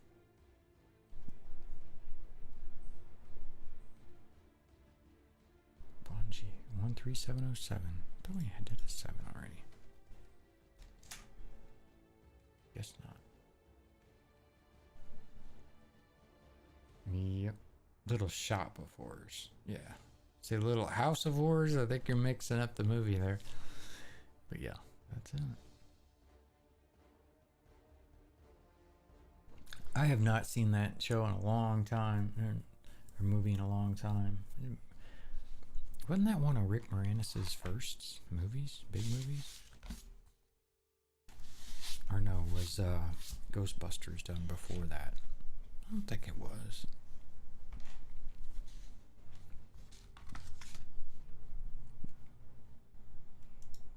Don't believe so. Bungie is a male? Yep.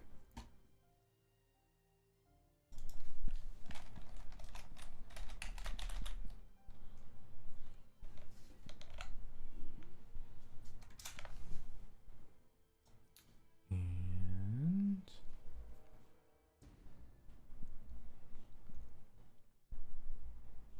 seven.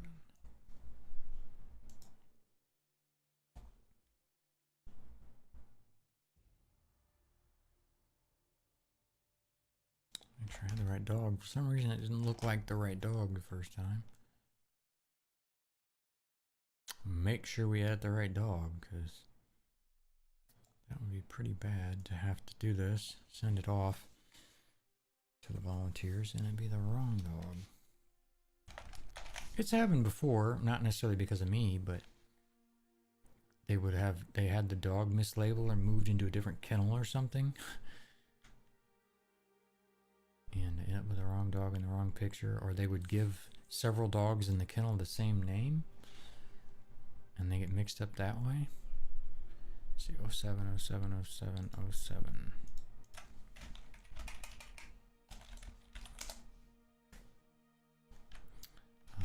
We're almost done with these. And I'm doing the puppies cards now again, because I didn't get their kennel cards, which I normally do. I don't want to edit that. What am I doing here? I'm trying to... Too many things at once. I usually get the kennel cards first, and I didn't because these were brought in from a foster. And so now I have to look up their info.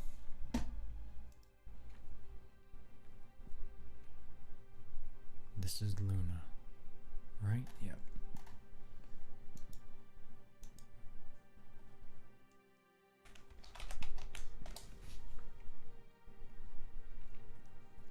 Luna, Luna, Luna, Luna. My daughter's dog's name is Luna. Lunatic. Wow, there's a lot of Lunas. Holy cow. 3708.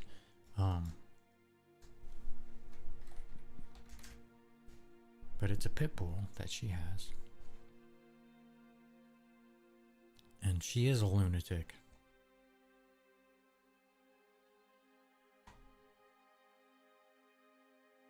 I say that. She's chilled out a lot since she's gotten a little older, but when she first got her, crazy. Not husky crazy, though.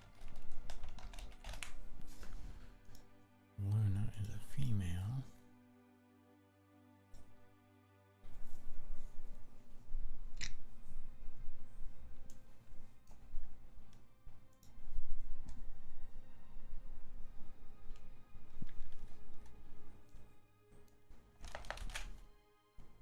Such a cute puppy.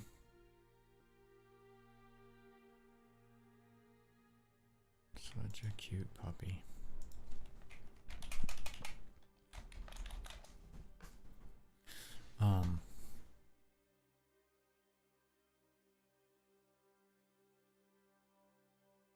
Yeah, I want to foster a husky and we'll come visit first week I get them. That way it can be full mixed bag. No, you won't. Absolutely not. Absolutely not. Again, I'm not trying to give huskies a bad name. They're beautiful dogs, and I'm sure there are some great ones out there, but damn. Psycho ass dogs. Crazy, crazy. I don't know what makes them that way. I don't know if it's. I honestly just have no idea. I couldn't even speculate. Just adjust the breed. At first, I wanted to say it's because it's not freezing ass cold outside. But... Okay, this dog we had a kennel card on, so why did I not? 9711. That is a weird number.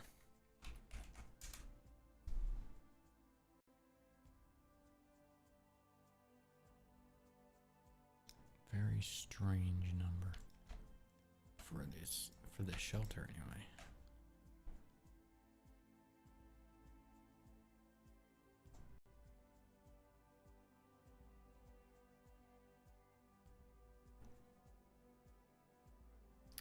Well, doggone it. That is not what I wanted to do. Get over here. This one. Thank you. Holy cow. Windows is being Windows.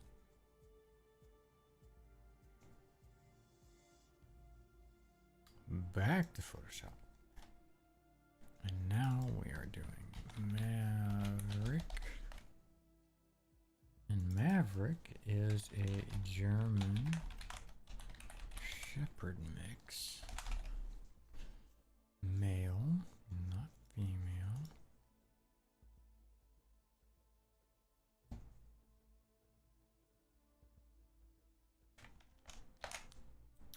And save his off.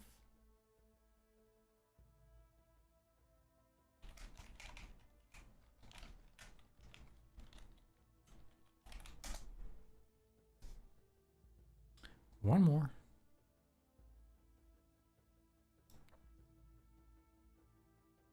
Top of the stack. There we go. Buddy is the last one, and I gotta pull his card back up too because I didn't take a picture of it like a baddie. 13032.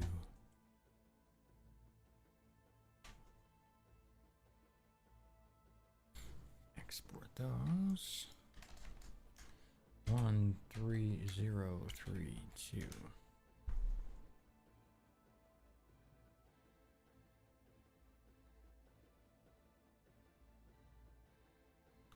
Photoshop. Buddy.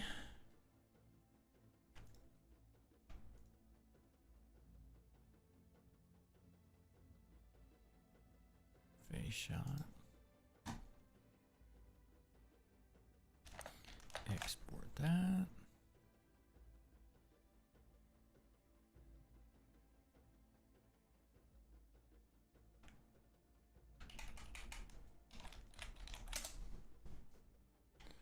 Save that. Close that. And I think that's it. That is all of our dogs.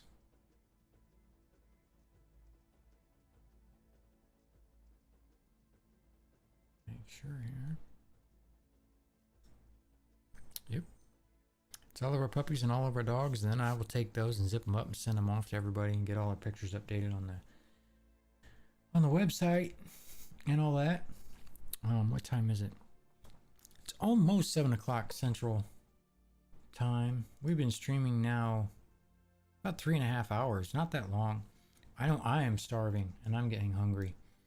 And my wife, I think, is wanting to vacuum and do a couple things.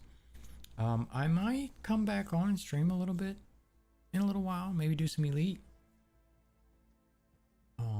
But right now, I'm starting to get hangry.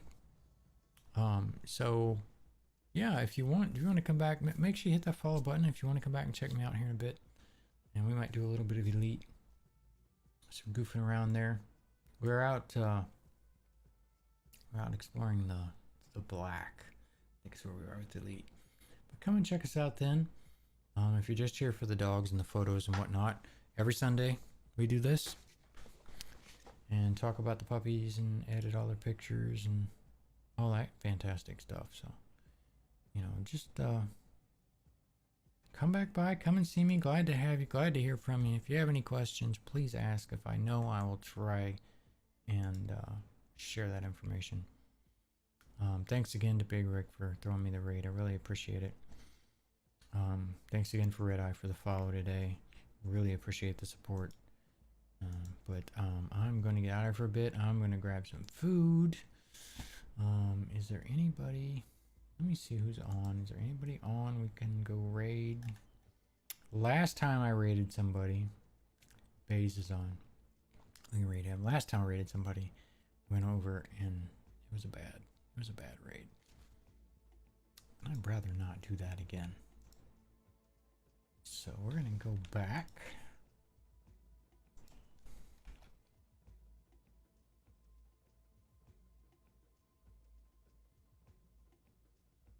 And we're gonna go over and raid Commander Baze, Elite Dangerous Player.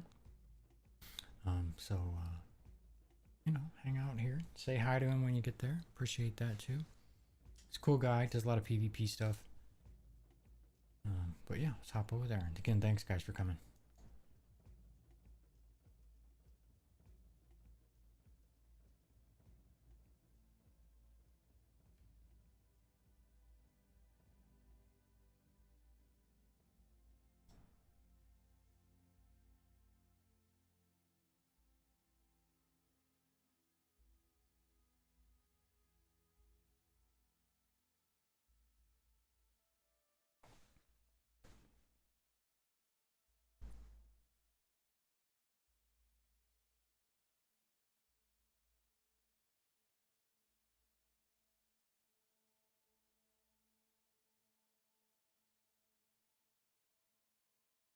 Hmm.